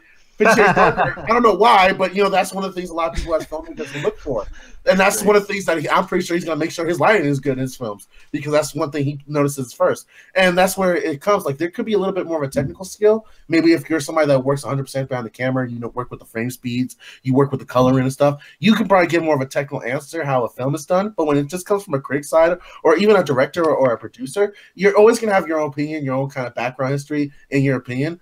And because there's no real scientific method to actually give a proper answer, like this film is scientifically false and it really trash as a film, you're always going to have your own opinion. So what I usually tend to go with are people that I know are more educated in film history and film actually, like to the point that they're kind of like Justin or kind of like Alan, they all know their little niche of films and they can explain why they like it and give great detail on it. And then I always go with the general consensus, because sometimes films might be good on a technical level and might have the skills there and might have the action shots, but it's a boring ass fucking film at the end of the day. And the general audience does not have time for that. And I think a lot of people have to look at both, the artistic side and the people that are just going to consume this on a regular daily basis. So I think it's both subjectivity and it's kind of based within it, like a fact base, I guess you would say. Yeah, and the thing with that too is that a good critic can watch both the art films and the commercial films with a fair opinion. You Right. can't judge. I think I heard it from even the One of Us guys. It's like you can watch Fast and Furious movies and you can watch Terrence Malick or some other art films and still judge it fairly. You know, they're not the same type of movies. You have to go in with that right mindset. You know, saying, yeah, I'm going in to watch this for different reasons. You know, and that's totally fair. That's subjective and objective at the same time. Going in. And I feel like the answer to the question I would probably give if I was being asked this particular thing is it all comes down to the genre for me. Like, I know that Jeepers Creepers 3 is a bad fucking movie, okay? Like, I know I got a lot of shit for saying this was good. But the reason why is because this movie knows what it is. It's a horror movie, and it's kind of an action-adventure movie. And that's what shows up on IMDb. That's what the movie is. And it just delivers on that their whole way through. And I can say that the movie is good for what it is. If it's a movie that's like, hey, like, is it a good movie? Do I recommend everybody to watch it? Fuck no. Like, in a general consensus, it's terrible. It's fucking awful.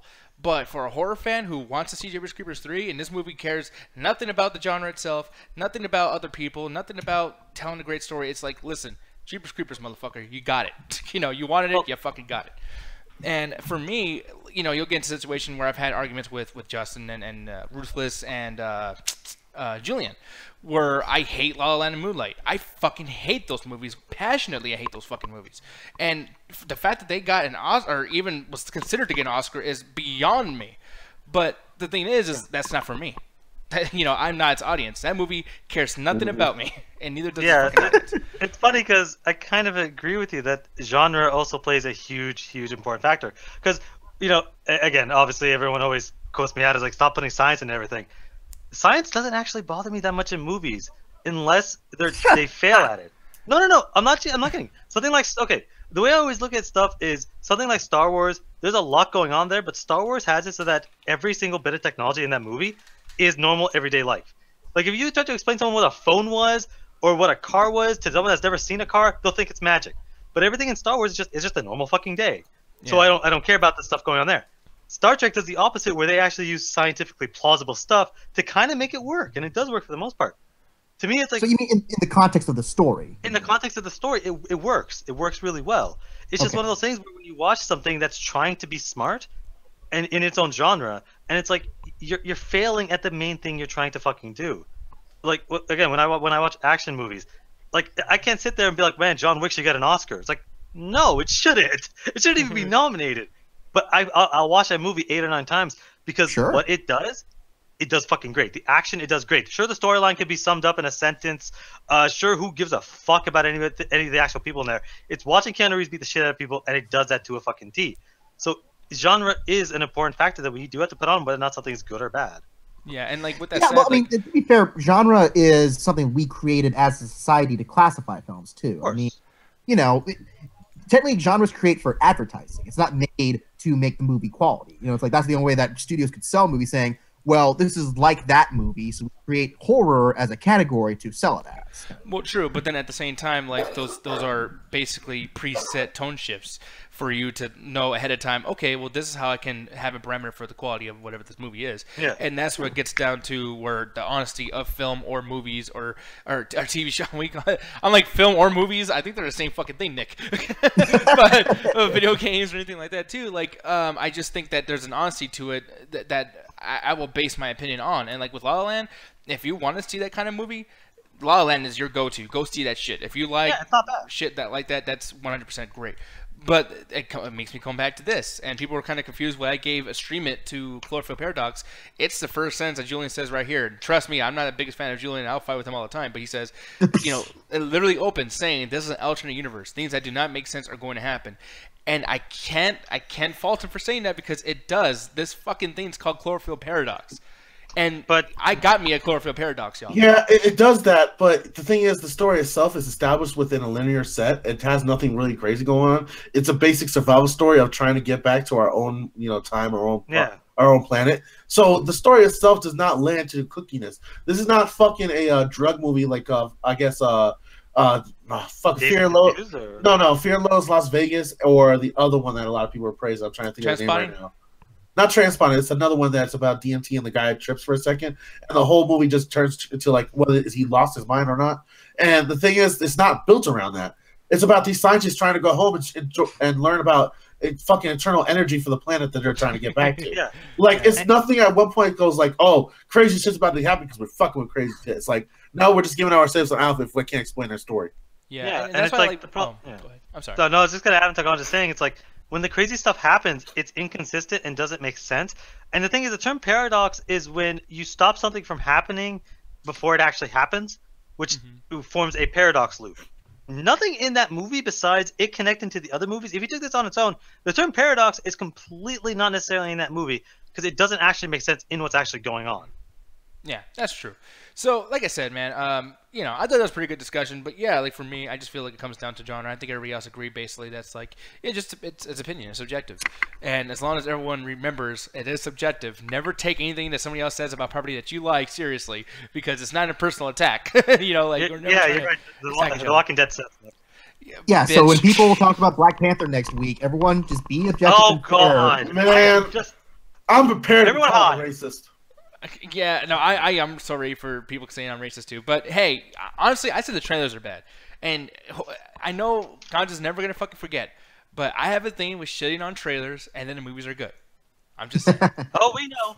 You have a thing about shitting on it during a review and then being like, yeah, full price movie. What? Okay, for one, it only happened once. And by the way, it's just everybody was going to say, Spider-Man's obviously great. I have to do something different, goddammit. Spider-Man was fucking amazing. I can't just sit there, oh, guys, it was great. Why can't you just be agreeable? Come on. Because there is some things that were Have bad. you met Nick? I'm just saying, I said many times, I love Spider-Man Homecoming, but there's some shit wrong with it. But it doesn't have to be perfect. It could be fun and not be the perfect. Sure. Nothing's great about it, but yeah.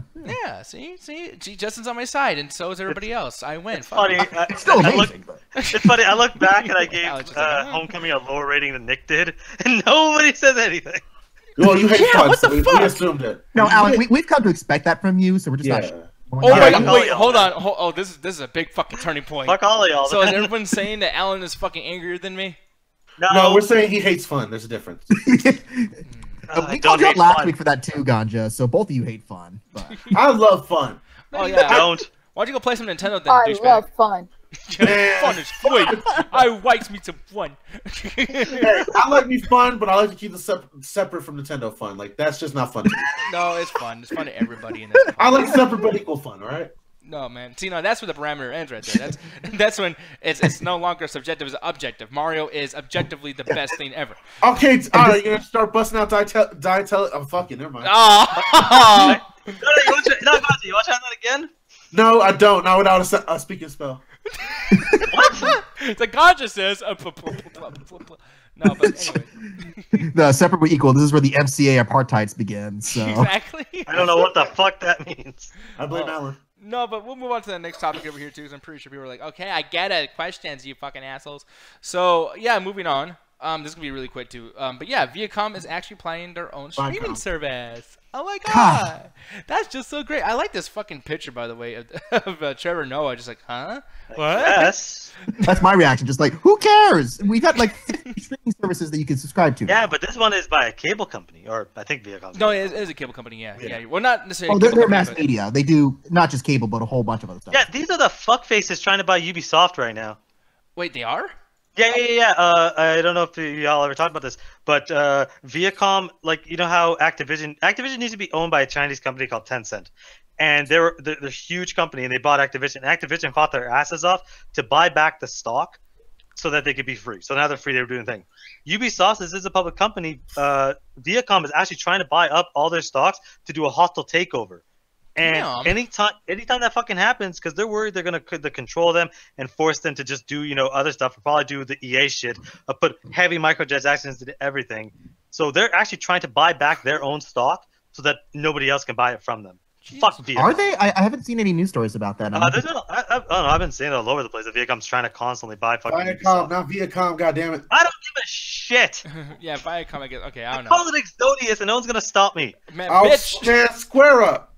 No one's stopping me. Can we stop squaring up? Can we pick another fucking shape, please? Like, No, overall, Triangle built, bitch. I like to square. What? Circle up. Triangle up, man.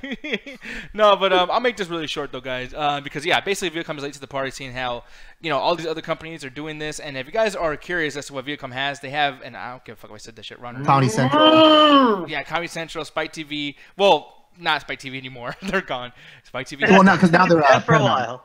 Yeah, Okay, the Paramount Network. Yeah, on that, by the way, Justin. So, like, is it like Paramount, the same guys who were on Spike TV, now they're Paramount, or Paramount just took over and bought that space? No. So, Spike TV's been rebranded like twice in its lifetime. Because at first, I think it was TNN. Yeah, it was TNN, and then it became Oh, yeah. Spike.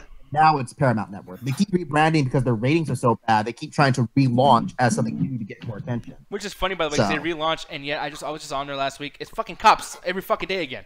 Like, it's the Well, same that's the goddamn thing. thing. Like, yeah, the original content, they only just now are putting out like Waco, Yellowstone's coming out at some point. But yeah, they have to fill out their block with, stuff they can get for cheap. So Cops, reality shows, and anything else until they have enough, content to fulfill the catalog.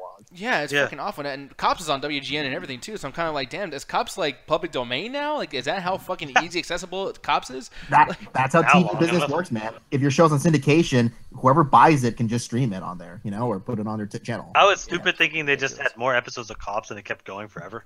Yeah, no shit. No, wait, there's still a new episodes of Cops. Like, I think Are like, there? 28. Yeah. Not season 28. It just started again. So, Aren't they where YouTube exists? We can just watch that for free, damn near, right? Well, Yeah, uncensored, but by the way. that attitude, you can watch any television show for free. Hey man, those rednecks like to go chill with a beer. Why am I camera mute? They like to go chill with a beer. Come after a hard day workout, being a carpenter. Come, try not to beat their wives. Just watch Cops. Exactly. But looking over here, though, man. But yeah, like I said, they got Spike TV or Paramount Network, True TV, Nickelodeon, Comedy Central, MTV. Now that's a big one, because I actually think this might be some of a cool idea. Because back in the day, MTV was a shit. Back in the day with MTV, you would have music videos play all fucking day. MTV 1, MTV 2, MTV fucking Mexican. 3. It wasn't 3. They didn't do MTV 3. Mexican. Yeah, what was that? No, shit? you're right. MTV Tres. Yeah, that's what it was called. MTV Oh, Tres. seriously? Yeah, it was called really? that. Oh, fuck. I just made that. Wow. It was Okay. owned by I think Jennifer Lopez and her husband. So. Yeah, exactly. Oh, I can't tell if And that's you're not a kidding. joke, by the way. He's being fucking Okay, serious. I was like, is Enrique Iglesias shows up at all in this? Yes. Yes. Because I'm sure Gabriel Iglesias with Comedy Central and everything too. He's like, I want to be on everything else. Alan, No. do you know what it feels like? Oh, I love that song. Oh, you fat. I mean, Fuck you, man. Everyone likes Enrique Iglesias. Wow. Don't give me that shit. Do what I do when you say fag. Just say it and own it. Don't go like, oops, oh my god, a little bit of like asshole came out. Because I thought I said it in my head, but I was like, oh, that shit was outside. That's even worse because then you think about that shit when I say stuff. Fuck you. Yeah, I Just say remember this in shit. England, fat being You know what? I'm so- just digging a fucking Exactly. deeper hole. Let's just keep Hey going. man, you keep doing that. You can make a profession out of digging wells, man. I know, man. It's going to be the fucking beginning of Cliffhanger and Ganja falls down from Justice Law. No. But anyways, moving on. Shameful. It's fucking ridiculous. Anyway. But yeah, man, no, they have different cable packages that Viacom actually gets involved with. And I like True TV and Practical Jokers, things like that. But with MTV, I was always wondering because with my cable package, I have this shit called Much Music, where basically they have these playlists that play with no music videos, and it's just music by itself. And there's like 200 channels that I never use. And I was like, God, dude, it really sucks that the music industry is that shitty right now. But imagine if Viacom has a music channel thing on their streaming service. Like for me, I want MTV to come back, dude. I want all the archive footage of The Real World, fucking Flavor Flav, I Love New York, like all that shit, dude. Like, Well, those are VH1, but oh, that's VH1. Can you tell the difference, Ali? They were the same thing at one point. they were basically, yeah. Oh wait, but so is VH1 not Viacom? Like that sucks. No, it's still under their umbrella, but they're a separate network under the branch. Everything with a Except V. for Real World. Real World is MTV, but the other ones you listed are VH1. But yeah, Yeah. but do you guys ever wonder like where's all those Teen Mom episodes going to? Like, No. No, I do. Like, I Well, want to know what happened to the Teen If you Mom. follow browser.com, you can keep up with one of them. Oh god. I was Oh. gonna make that. and it's Brazzer, and don't make me fucking correct you with that shit. I'm Damn glad it. you fell for the trap, you little perv. Ah, ass. Ah, yeah, really? You just called yourself out, dude. I don't care. I freaking Alan, hate thank you for this. coming here. We're hoping you would arrive late, but Fuck you. Usually, No, arriving late. Check out the last fucking show about arriving late. bitch, fuck. Oh, damn! No, that was some real shit. Ganja, do you need some lotion for that burn that just happened? Only if you're willing to apply it, Justin. Ooh. Oh lord. We should just have a whatever logo on this fucking segment right now. I know. She put, yeah, Brazzer logo right between Justin and fucking Ganja over here, and I'm flirting and shit. Hey, I got video footage of them being together, so I'm gonna use that eventually. For what? For some For nefarious purposes. This conversation is going off the rails. Yes, it off is. the rails. But yeah, man, I really do hope that Viacom actually does something cool with that shit. But I mean, I don't think any of you guys give a fuck about Viacom at all. So with that said, you know what time it is? What time I had is to it? find it. God damn it. Fucking thing. No, it's Flex and Chill, people. Yes, it's time Flex. for Flex and Chill. Flicks. Run, Alan, run! Change your Flicks. shirt, boy. Am I saying it Change right? it. I think I'm just trying to make sure. Just make sure we say it. Flicks and chill. Flicks Nah, fuck and that. Chill. Flex and chill. Can't stop me. Yeah, you know what? Fuck you. Flex. No, Flex and Chill. Really quick, I'm gonna put the show over here. Bam. Okay, sorry about that. I have some issues with my interweb. There we go. Oh yes, we are back, and he got some red shirt on. Look at you, looking all. Yes. That's New a red nice shirt, by the way. Finally got a new one. So. Yeah, it looks nice. I like it. Don't I have to like wear it. my dress shirt anymore, which I like that shirt. Yeah, no. Yeah, You no, want to use it for something until shit like that. Yeah, I like this one better. Like the other one, I was worried I was going to ask you to get me to the department, you know, electronics, with your Target-looking ass. Yep. Oh, as opposed to you looking like you had to go to a Metallica funeral or just Metallica? You damn right. No, he's a George R. R. Martin stand-in, clearly. So Really? I like how Yeah, really, man. I like how Shark says the Midnight Chat Text sponsored by Brazzers. Like, yes, I actually would love that. That would be great. Man, one day. I don't even know what Oh. Brazzers is. I don't care. You Oh, Oh, do. fuck you. Yeah, you do. You do. No, I don't. I seriously have never heard of Brazzers. Sure. God, You I full have of no shit idea. right now.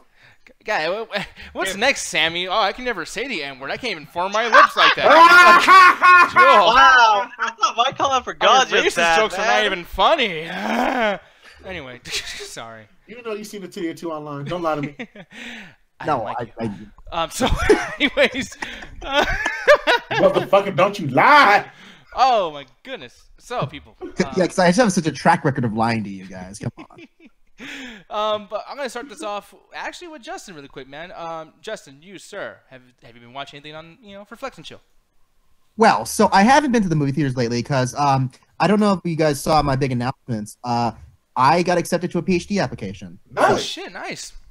Yeah, so I haven't made a big fuss about it just yet because I'm still waiting to hear back from a few universities. But I may be going to Southern Illinois University. That's at least one option on the table. Damn. So, Yeah, it's a big deal. So I've been doing a lot of thesis work this last week. But so I do my weekly screenings for my TV history class, and my teacher likes to pick out things that are timed to certain events or certain occasions. We have Black History Month screening, but we decided to pick two of the very worst TV shows ever aired on television for Black, characters and Oh, Black. Gotham? Ooh, no. I didn't know you put that on. Wait, black people are in Gotham? No, but The Dark Knight, Black History Month. No, anyways. so the first one we watched was Homeboys from Outer Space. Okay, man, fucking God. That sounds like quality entertainment to me, man. Man, that Oh shit my sounds like gosh. high quality. So this was aired on UPN's block in the 90s when they had they were pretty much was it UPN or Fox? One of those two. But where they had just a dominant market on Black entertainment. There was Sparks and those kind of TV shows back in the day. Actually good Black TV shows. Mhm. And then this little gem. Yes, this is the intro sequence where the joke is that there are essentially two, guys from the hood, but they have their own spaceship and they're traveling the galaxy. And their car Used their- spaceships? Oh, Yeah, Wait, used so is this car a that's- sequel or the prequel to Soul Plane? It might as well be because the ship's name is the Hoopty. That's the actual. oh, motherfucker, man. And then there's just all kinds of stuff and the sad thing is the people who write the show are actually writers who graduated from big universities and that stuff. But the entertainment they're peddling is fifth-rate Star Trek jokes. In fact, it's so bad they get the original actor who played Scotty to show up, and you know what his last name? His name on the show is Whitey. Pippin. So Scotty Pippin. Get it? Man, No. I swear to God, this is some bullshit. It was some bull. That I was don't very understand that fucking joke, I just- shameful. Oh, but the crown gem. This one was bad. But then we watched the other show, and I think it's called The Secret Diary of something Pfeiffer, like Michelle Pfeiffer. But the joke is, it's a P in front of it, so it's Pfeiffer. That's how it's pronounced. But is it bad yeah, that but you kind of like so it's a TV show that lasted 4 episodes, and it was set up a man who was from England. He was a black nobleman from England who gets sent to America to become the house servant of Abraham Lincoln during the Civil War. And by the way, Yeah, this before was we continue on really quick, before we continue on, what was the movie called again? I want to say it's the Secret Diary of. I'm gonna look it up here quickly too. Leprechaun in the Hood, man. But yeah, it is. Oh, Secret Diary of Desmond Pfeiffer. So Pfeiffer. But yeah, seriously. So this show, it's a weird thing because it's obviously like, oh, we have a black main character who's a nobleman, even though he's still a servant to a bunch of white men. But he's gonna show the world how to influence politics and that stuff because he was secretly behind all the major events. And it's staged like one of these cheap sitcoms from the 90s. And his best friend is this bumbling doofus British dude who he hangs out with. The episode we watched is all about how he's trying to solve Abraham and Mary Todd's marital problems by supposedly, if the logic is, well, she's really, really wants the D, but he's too busy with the war efforts to focus on that. So we're going to set up a situation where she thinks she's cheating on him to get the sex that she needs so he cannot be distracted. Man, that's all too many steps. They should have just took her to an opera. That was a history joke your ass right there. That was. It's almost as bad as the other history jokes in there where he was the one who came up with the Emancipation Proclamation as a title because the guy's like, Abraham Lincoln, I'm going to call this thing Amendment 15.267-9. And he's like, well, sir, I believe Emancipation Proclamation would be much simpler. He's like, you're right, Desmond. You are so smart, kind of thing like that. God Good damn. boy. Can you two stop white peopling? Like, Jesus Christ. Like, fucking, this is terrible. Well, I do concur my credit score has gone up multiple points. No, seriously, this is by strangest, weirdest TV shows I've ever seen. Chris Brown. Spoiler alert. And actually, this thing was protested so hard by the black community. The pilot was never aired. And they had to do a title card at the beginning of this episode to sum up the story of the pilot leading up to that episode. That's fucking funny. God, it was the weirdest show. And I can't even rate these shows properly because they're just garbage TV. They're dumb ideas made by a bunch of dumb white people who thought they had a hit on their hands. Like, oh, we're catering to the black audiences, so we got these totally not offensive subjects that we're going to market to them. It was a mess. Damn it. Yeah, this is in there anywhere because I'm trying to find this so we can watch it in the after hours. But I can't find this shit anywhere. Why would you do that? I will look it up, but yeah, no, seriously, these they exist. They're just buried on the darkest part. We gotta go to the dark web. Gotcha. We gotta go. Yo, man, I wasn't trying to look at child porn. I was trying to pull up this old British trope. I was trying to pull up this terrible comedy that got canceled after 4 episodes. It was just a shitty joke. I was trying to find the Secret Diary of Des. Get your ass to jail! Like, I won't let you finish. And somebody clearly thought that Pfeiffer was the funniest thing in the world because that joke comes up like 5 times. It's like the P is pronounced. It's Pfeiffer. Like they did that over and over and over in the episode. It was so stupid every time. Gotcha right there. That's the only thing that was made me. Fuck you. When you said Pfeiffer, I was like, okay, you know what? I kind of like that. Yeah, okay, never mind. Nick wrote this. I'm a fucking idiot. Don't make me make a show. That's what I've been watching. Happy Black History Month, everybody. Yeah. By the way, I got a quick question, and it's a rhetorical question. You don't have to answer it. But what's up with non-black people wanting to celebrate Black History Month with bad black movies like Steel, Spawn, this? Like, no, I don't. There's a lot of good black movies out there. Like, come on, man. Because the Spike Lee joints make them afraid. Don't you know this? Good lord. Who watched Steel for Black History Month? Sammy. Sammy and Ian on the Double Toasted. Why? Oh, it got better. Spawn, which by the way, I actually like Spawn. Don't watch that for Black Screw History Month. Screw you. Yeah, but even I know, don't watch that for Black History Month. That's just disrespectful. Don't watch that at all. Hey, all I know is we're putting all the good bangers out there. Like next week we might do the Spike Lee joints. Yeah. Okay, that could be questionable. 2 weeks ago, we're Now, watching you gotta Monty pick the Python right Python. Spike. Yeah, you gotta pick the right Spike Lee movies because some of them are really, really good. Ones. I'm picking the good ones. Yeah, 'cause some I'm of them are assuming just- God is picking the good Do ones. the right thing. What was the other one? Malcolm X. Malcolm X, and then the one I was thinking of the one with Wesley Snipes with the Italian girl. Okay, yeah, I That's think the title of the movie. That's the one that they always make fun of with the crackhead brother that Samuel Jackson plays. Oh, Jungle Fever. Oh, There you go. Thank you, Nick. Jungle Fever. oh. Yeah, the one with Anthony Wilson Jr. in it. Oh my goodness. No, but people, yeah. Chat attack, mama. I want to check the chat, mama. No, but here's the thing. Speaking of boring, bad shit, you and Allie watched something recently, and I don't know why the fuck you guys are up till 2 o'clock in the fucking morning boy. watching this terrible fucking movie. Motherfuckers, man. I swear to God. Allie. Why do you watch such boring, bad shit? What's wrong with you? Oh, that fucking hurt. What? I heard something pop in my shoulder. Darkest, most wasted time of hour. Actually, that didn't make no sense. Just Darkest Hour. Okay, that's the fucking movie. And Wait.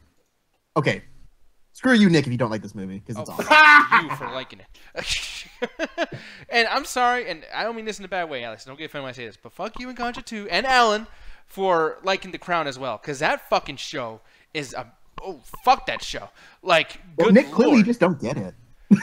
Probably. Nick, that's a very subjective opinion. God!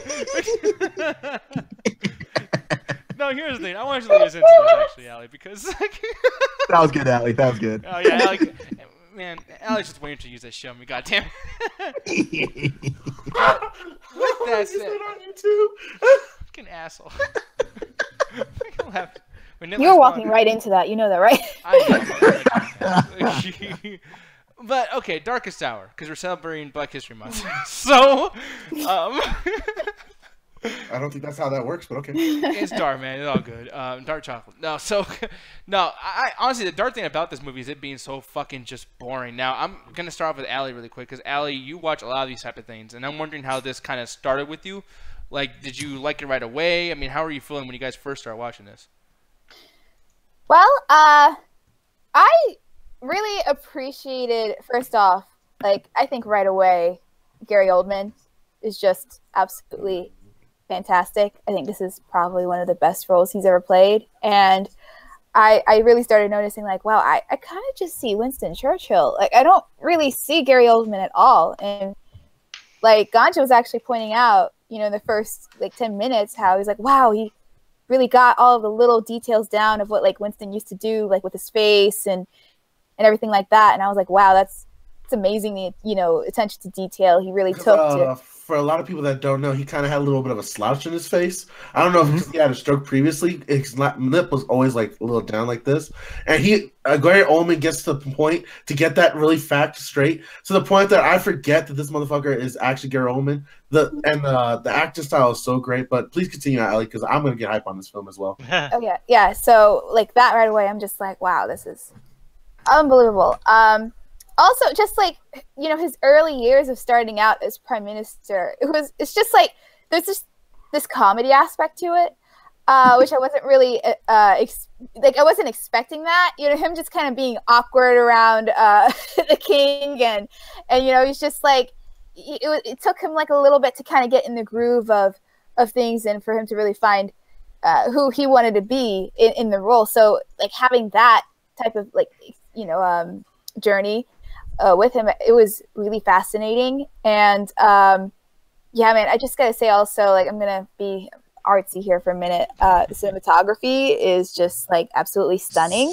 Oh, really, Justin? Is it nominated for cinematography? Oh yeah, no, because the guy who shot it is Bruno Delbonnel, and he almost always gets nominated when he has a high-profile project like that. Yeah, That's just great. That's just so good. I noticed, like, they just did cool details, like, just cool, I guess, like, angles for certain shots that it's like, well, that's really creative and innovative. So I really, you know, I've always just been a person that loves a good cinematography in films. So, you know, it's something I just personally appreciate. Yeah, I it's just like, it's very, like, what Double Toasted said in the review is very British. But I was actually kind of worried, because sometimes I don't like extremely British stuff. I felt like it was just, like, on the cusp, but still managed to be more, I guess, streamlined to where, you know, people who aren't into Downton Abbey or, you know, stuff like that would be able to still enjoy it, because it's like there's still, like, a lot of tension. I feel like the flow of the film is very I don't want to say Americanized, because Joe Wright is British, but it is more of like a Hollywood type, like, of pacing in the best way possible. So first off, like, honestly, I wasn't really into watching this movie, because I was like, well, I don't know if I'm gonna like this. But actually, when I saw Joe Wright, you know, minus Pan, I do like his other films. So I was like, oh, I didn't know this guy was doing. Okay, all right, let me check this out. But yes, it's not for everyone. I felt like the pacing was slow in some parts. Also, I felt like towards the end, it started, like, they could have really ended it sooner. I felt like the ending was kind of like, it kind of ended on a whimper in a way. Like, it just didn't end on a very high note. I think me and Ganja kind of agree with that.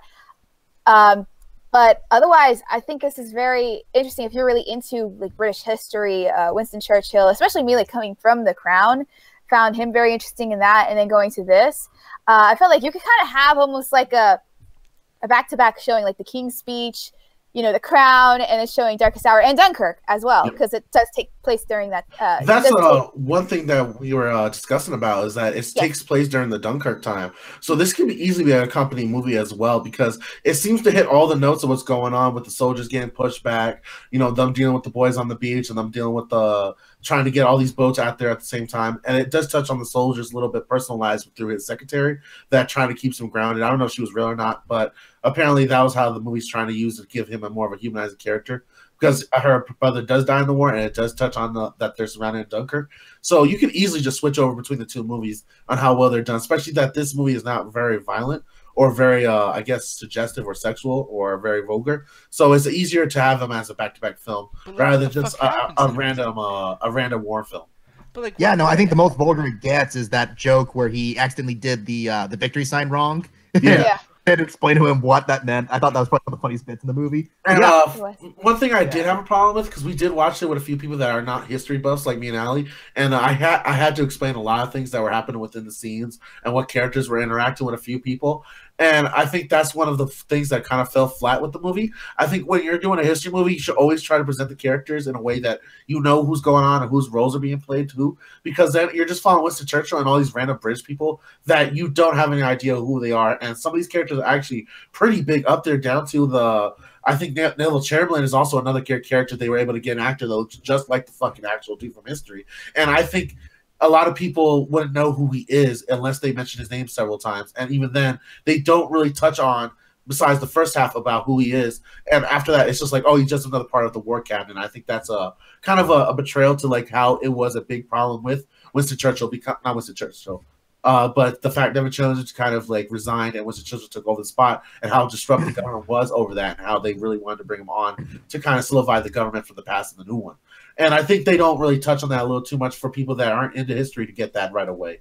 But I think the war room scenes are almost the best kind of acting, because you get the gravitas of the scenario these characters are dealing with, especially among the people that are more like peacekeeping people and more like peaceniks who are wanting to like do a armistice with Hitler, trying to get out the war, don't want to risk Britain and stuff like that, especially with the Dunkirk situation going on. And it just shows how much Winston was just not really willing to sacrifice the British Empire to Germany for this false peace that would just guarantee him 10 years. Because they do touch on that Hitler would eventually come from, because his attempt is the revenge for World War I.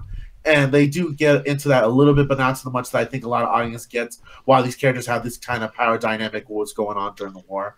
And besides the whole, history aspect, the acting is fucking top-notch 100%. Winston Churchill actually Winston Churchill. I'm going to be fucking up right now. Exactly. You can't even tell the difference. Goldman really embodies Winston Churchill to a point that he gets a little nuances down to the stroke face he developed after he got sick at one point. And I think those are just the little minor stuff that a character can easily, especially with a lot of these historical pieces, just easily slide if you're not 100% dedicated. I think he went full Jerry. What's that? Daniel Day-Lewis, who always does this, goes full crazy for a role. And I think he really went out that way to be a method actor, to the point that I forget this is a period piece, and I think that they just spliced in a few of the actual dialogue from Winston Churchill when his speeches. I don't know if this is true or not, but it sounds like they switched the recording and they switched between Gary Oldman and the actual Winston Churchill speech. You cannot tell at all. Yeah, it sounds so similar. Yeah. I would say though, there's one big scene that did bug me in this movie though too. There was one for me as well. Oh, it's probably the same one, the one on the train. Yeah. Why was that bad though, Justin? I'm curious. Go ahead, Justin. Okay, so it's a huge spoiler to talk much about this scene, so I don't want to give it away. We got this. Boop. Put that sign up, baby. Put that sign up. There. All right. So the big part is when Gary Oldman's, he's down in luck because he might have to give in to the Armistice. Thank you. And so he decides to, get the opinion of the public. So he goes to the London Underground and he happens to be on the perfect subway train with every demographic possible of the British nation there. Where there was a black guy, there was a woman with a kid, there was a bunch of children who were unassociated with that, there was a bunch of different type of color workers, and a big financial dude. Guy with a cane, British guy with a monocle, a woman there with an also monocle. Oh, did you see the movie? No. Wow, it's funny. He knew that without seeing a movie. Yeah, no, they made a point. That scene was totally made up for this movie, and it feels fake and forced, like really badly, because they needed something to be the like, oh, this is the part where he gets back on his feet and tells those people, no, we're going to war. We're gonna beat those dirty Germans. And cheesy. It was so bad because everyone's like, what would you say if I said this? It's like, we'll fight them on the beaches. We'll fight them in the air. It was so bad. That sounds so bad. No, the worst is like I'm a huge history buff, and from the start of the movie all the way to the end, like they were portraying Winston Churchill as a little bit more of a bigger character than when he was. They didn't like show like the negative sides of him. But the one part is when he's like talking to the black dude and he's holding his hand. I'm like, man, I know how racist this motherfucker was. This is a lie and a half, Hollywood. Yeah, that's what it feels like. It's one of those things that me and Allie literally laughed our asses off because he holds the dude's hand and they look at each other's eyes like a warm British like they about to get married. And my favorite was we were watching with somebody who's not into history films, and I let her know the history of Winston Churchill a little bit beforehand, and she posted this perfect gift of the black dude just looking. How I feel right now is during this conversation. That's how I felt. Like that was so Hollywood cheesiness that from the whole point of the movie trying to be grounded and based on history and reality, it just pulls you out and just like, yay, Britain. Yeah, it's the only thing. Yeah, that was definitely a negative. It's just like I do hate when like you're trying to make like these people are trying to make a historical film about like a certain figure, and they're like, it's a figure that for the most part, I guess, is deemed to be like very good, really help out the society, and is very, but they don't ever bother to show the side of them that's like maybe not have been in a best light, but at least gives a more realistic approach to how a certain person would be. And they just are trying to just be like, oh, isn't this person great? Like, look how amazing they are. Look at all that they've accomplished. Like, you guys should just worship this person and everything. And it's just like, well, I mean, most likely, a person's not going to be 100% goody two shoes and be well-rounded. I mean, even like, the best of people have a lot of flaws or have some screwed up things going on with their personal lives or their views, and you never really get to hear about that. So it's like, I feel that film should be a way, especially if you're, for the most part, trying to keep it in a like realistic, state or whatever. You should show every side of them, or at least hint at it or do something. But this movie is just really like, Winston Churchill did a lot for war and everything, and helping like England out and other countries as well. But at the same time, like what God just said, he definitely had some parts of him that was not. Oh, my favorite is the whole point, because a lot of people don't know this, was the whole thing. Like in the beginning, like he was kind of a supporter of Mussolini and Hitler. Like a lot of people were fooled by the fact that these government systems were bringing Germany and Italy back as at the brink. But like he was kind of an early supporter of fascism to a certain degree. So like when they play this in the movie, like those dirty fascists just trying to destroy democracy, and you can tell that he's trying to push a hardcore narrative with like, oh, they were always on the right side of history. It's not like no one's got to evolve. That's the problem right now with movies in general, is that people have a paradox that they want to see the full truth about somebody, but they don't want to see anything that would offend them. Right. So it's like, how do we meet that balance? Yes, the darkest paradox. Both you motherfuckers died now. Turns out, damn, that's that real gun. Jesus Christ! 18 minutes and 21 seconds. You know that little shake? Dude, that would be, if we could find a way to sync up 1822, like the 1821 minute mark with a bunch of movies and see if that's when. Man. Dude, 1821 is when the Dunkirk attacks, and that's when Gary Oldman gets the call.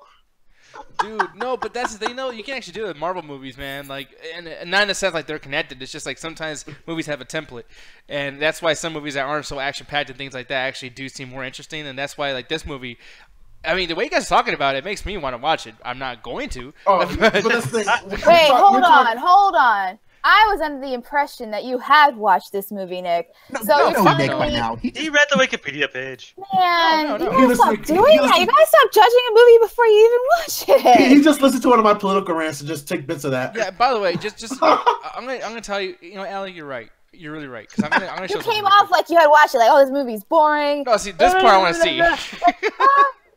Oh man, no, Nah, you man, got me and so Gotcha many. me and Gotcha were just like, we were making fun, like we were having a good time watching it. We were just like, Was he doing it? I'm we're actually very Were y'all watching a movie about was it Churchill or Nixon? Like, No, oh, the best part was when they do I think it's the Parliament of the Lords.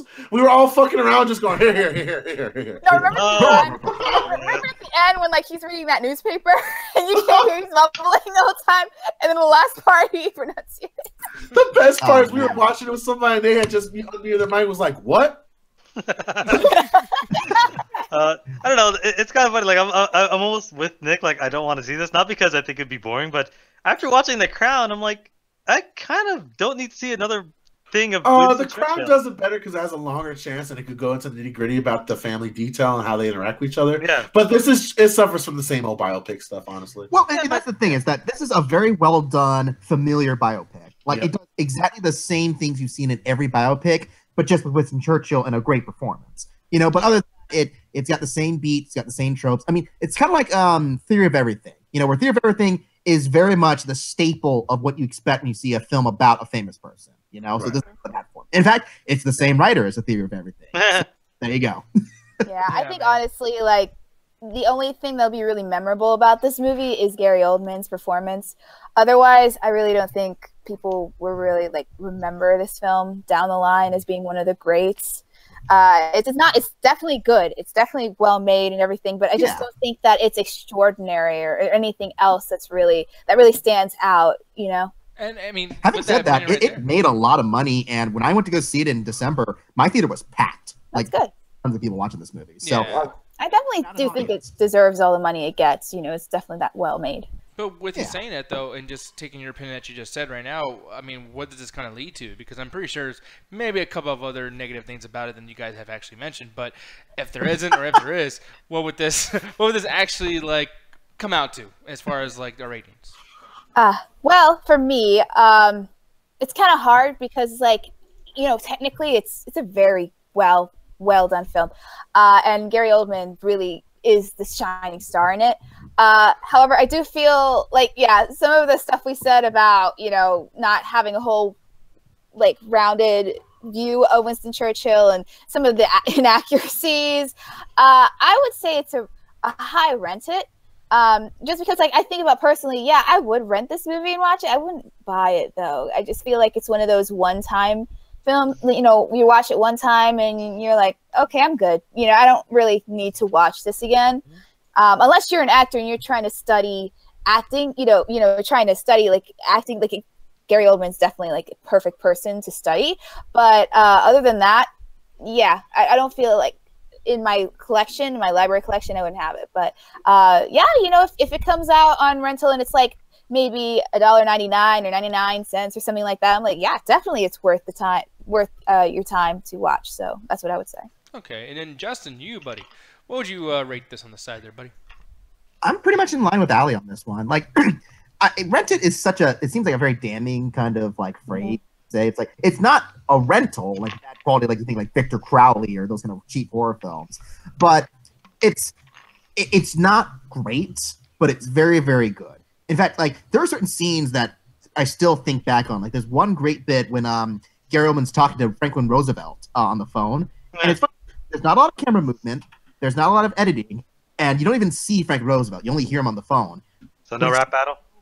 That would have been great, but it's just so involving, just all the nuances of the acting, because like it's this great close-up of his face through most of it, and just the lighting and the way that he performs it, it's just so mesmerizing. It's just a masterclass of performance from Gary Oldman, and even the other actors are good. Like I even like Ben Mendelsohn as the king when he shows up. He's only in like 2 scenes, but he has a good presence whenever he's around. Like I mean, Colin Firth did it better in The King's Speech, but this was a good runner up in that same kind of vein. I totally agree. High rented. Just it's good. It's totally worth watching at some point. But if you didn't see it in the theaters, you aren't really missing a whole lot other than seeing really beautiful imagery on screen. So okay, and now Ganja Guru, you are the main event tonight, sir. What would you rate this, brother? I'm gonna rent it and buy it if you're a huge history buff, and especially if you're trying to have this as a companion piece with Dunkirk, because I think they do actually flow well with each other, especially when it's the perspective of the politicians and the government trying to react to the situation and how they were just bumbling through it, and it gets a touch with the soldiers having to deal with the consequences of these idiots. So I think it gives a full perspective of the event to a certain degree. But on its own, I'm kind of inclined to agree with Justin and Ali. You should definitely just rent it, because it's going to be entertaining, but I don't, unless you're a big fan of World War II history and we're a big fan of Winston Churchill, I highly doubt you're going to come back and watch this more than maybe twice. All right, and then since I didn't watch it, I get this like a fuck you. Fuck it. I give your opinion a fuck you because it's subjective as fuck. Oh, damn. Everything's subjective, so rent it. Yeah, I give it a subjective. No. I subjectively rent this movie. Exactly. But you, Mr. Allen, you are actually the main event. See, I was lying to Ganja saying that he was the main event. But technically, it's you. We're all the main event. Yeah. No, man. It's the greatest showman. It's all show today. Pretty much. No, so I'm gonna ask you really quick, man. Black Lightning. I didn't see the 4th episode, man. But what'd you think? Again, it's like I was saying. I was actually surprised to think that this is a 13-episode season. Usually, CW likes to give them at least like 16 or 22. But I don't know. It's one of those things where I'm starting to see, like, to me, ever since episode 3, I was like, okay, this is the flow of the show. And I think that the show's continue to do that. But one of my things is I think that the jokes are kind of starting to. They're trying to seep into the writing too much, and it's starting to get to the point where the jokes just kind of suck. Like, at one point, this guy's going to go beat up this drug dealer because he's sending out this drug out. And the guy goes, man, I know you're going to kick my ass, but can I get a photo with you? And, like, he's about to do a selfie. He's like, yo, man, light up. It's like, man, why am I doing this? Punches him in the face. I'm like, that was kind of funny, but I'm like, man, come on, man. That's a Marvel shit. I don't need to see that. Yeah, no, but that's some goofy shit. Ain't nobody got time for that. It's a little goofy. It's just like, come on, man. But it's one of those things where I am liking the flow of the story. I am liking how real it feels. One of those things where they don't ever shy away with how fucked up life is or how easily manipulated people are. And it feels like they're finally gearing up for the villains to do some cool shit. So right now, I'm consistently watching it. I can't wait for the next episode. Like, every character's growing and everything is going crazy, and I'm really enjoying it. Yeah, man, and I don't know if we talked about episode 3 a whole lot, but like, yeah, this show was starting to kind of fall just a tiny bit for me. Right. I want to see this episode, but yeah, I was noticing what you said with episode 3, and I'm like, I don't know what's gonna be happening. And now you're telling me that right now, I'm like, shit, man. It's about the same, honestly. Like, I personally feel the same way about 4 as I do about 3, and honestly, too, even about 2, where it's like, yeah, this is what I expect from a lot of these shows. I think this does it actually. Besides Arrow, this is probably my favorite CW superhero show this series, because The Flash season 4, this is the worst season they've had in a while. I don't give a fuck about anything that's going on. Arrow's doing pretty good, and Supergirl's, meh. Mm-hmm. But this is probably up there with one of the best, because it's a breath of fresh air and everything feels super real, and it continues that real feeling. It's just one of those things where it's like, yeah, it's a really good show, and honestly, I really recommend it, especially if you never watched any of the superhero stuff. It's a really good show to continue on, and it seems like they're really gearing up for the villains to do some crazy shit. So I recommend keep watching it. Yeah, and by the way, too, speaking of that, not just this episode, but so far, like with this episode combining with all the episodes that we saw this season so far, what would you rate the entire show out of this rating system so far? My rating stays the same by it. To a certain degree of, DVD, all that shit, you know what it means. But yeah, it's definitely like one of those things where, buy means it's worth your time and your money. So whatever ends up happening with that. But yeah, no, it's honestly just a good superhero thing, because it's a genre. Like how Ganja said, if you don't like history, you're not going to like Darkest Hour. If you don't like superhero stuff, you're not going to enjoy this, because this does all the superhero thing of, the main guy wanted to help people for the, out of the goodness of his heart to make sure his family's safe. His best friend is the guy that... Sorry. I guess we're over. Okay, see ya. No, no. His best friend is a guy that's making all this cool tech and stuff, and you get to see kind of him dealing with the tech. It does hit a lot of the superhero tropes, and the action's all good. It's basically, it's not breaking the mold, but the only thing is, the differences it's adding is it feels very down to earth. It's one of the most real feeling superhero shows I think I've watched in a while. Yeah, especially on CW. Yeah, especially on the CW. God, man. So, anyways, people, well, that's actually the show. I know we're kind of ending a little bit sooner than we thought. I thought it was going to be a long fucking show. Okay, Yeah, exactly. Oh. Aw. I mean, it's been like an hour and a half, so it's not like it was a short show at least. So Yeah, true. That's also what she said. But you, Mr. Ganja Guru, why don't you tell the folks once again what to be looking forward to, because this is our last show for a good bit. So why don't you tell the folks where to go in case they want to do something? Well, like I said earlier in the show, folks, go check out the fuck that up, Howard. You guys make sure to check out the Facebook page, the Midnight Chat Attack, where we're going to be doing the Untitled Video Game Show on Wednesday, Friday, and possibly Saturday. Saturday, though, I was thinking of us doing a Spike Lee joint and after hours, since we're not going to be actually doing a show. That way we get you guys to hang out, shoot some shit, do some bullshit, and have you guys just, do some fun stuff with us and just watch some good black entertainment. And not only that, like the Facebook page, go buy it, message us so we can get entertainment from you guys as well for your memes, gifts, and sometimes some content if you guys want to talk about, community questions, all that good stuff as well.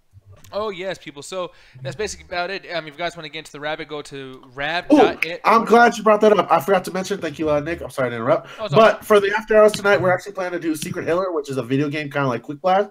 So if you join the Rabbit, that's the first thing we're going to do. If it goes well, if it doesn't go well, we're going to give up halfway through. And we're just going to go into black exploitation films and continue that, or just do some random stuff, depending on you guys' choice.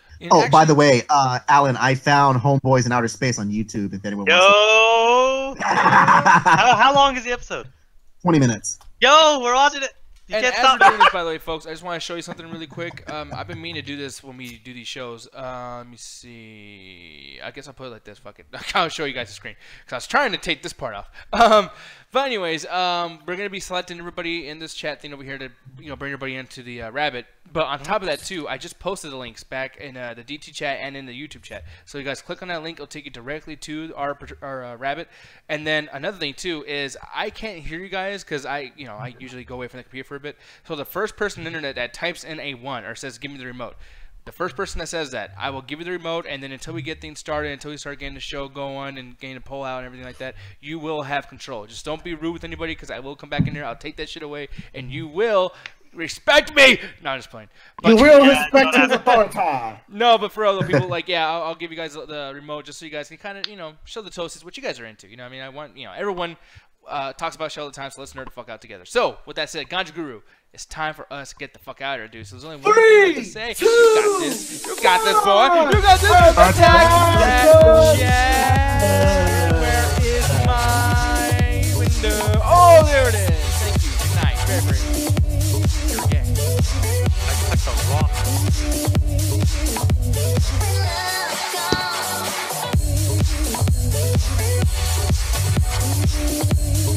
I don't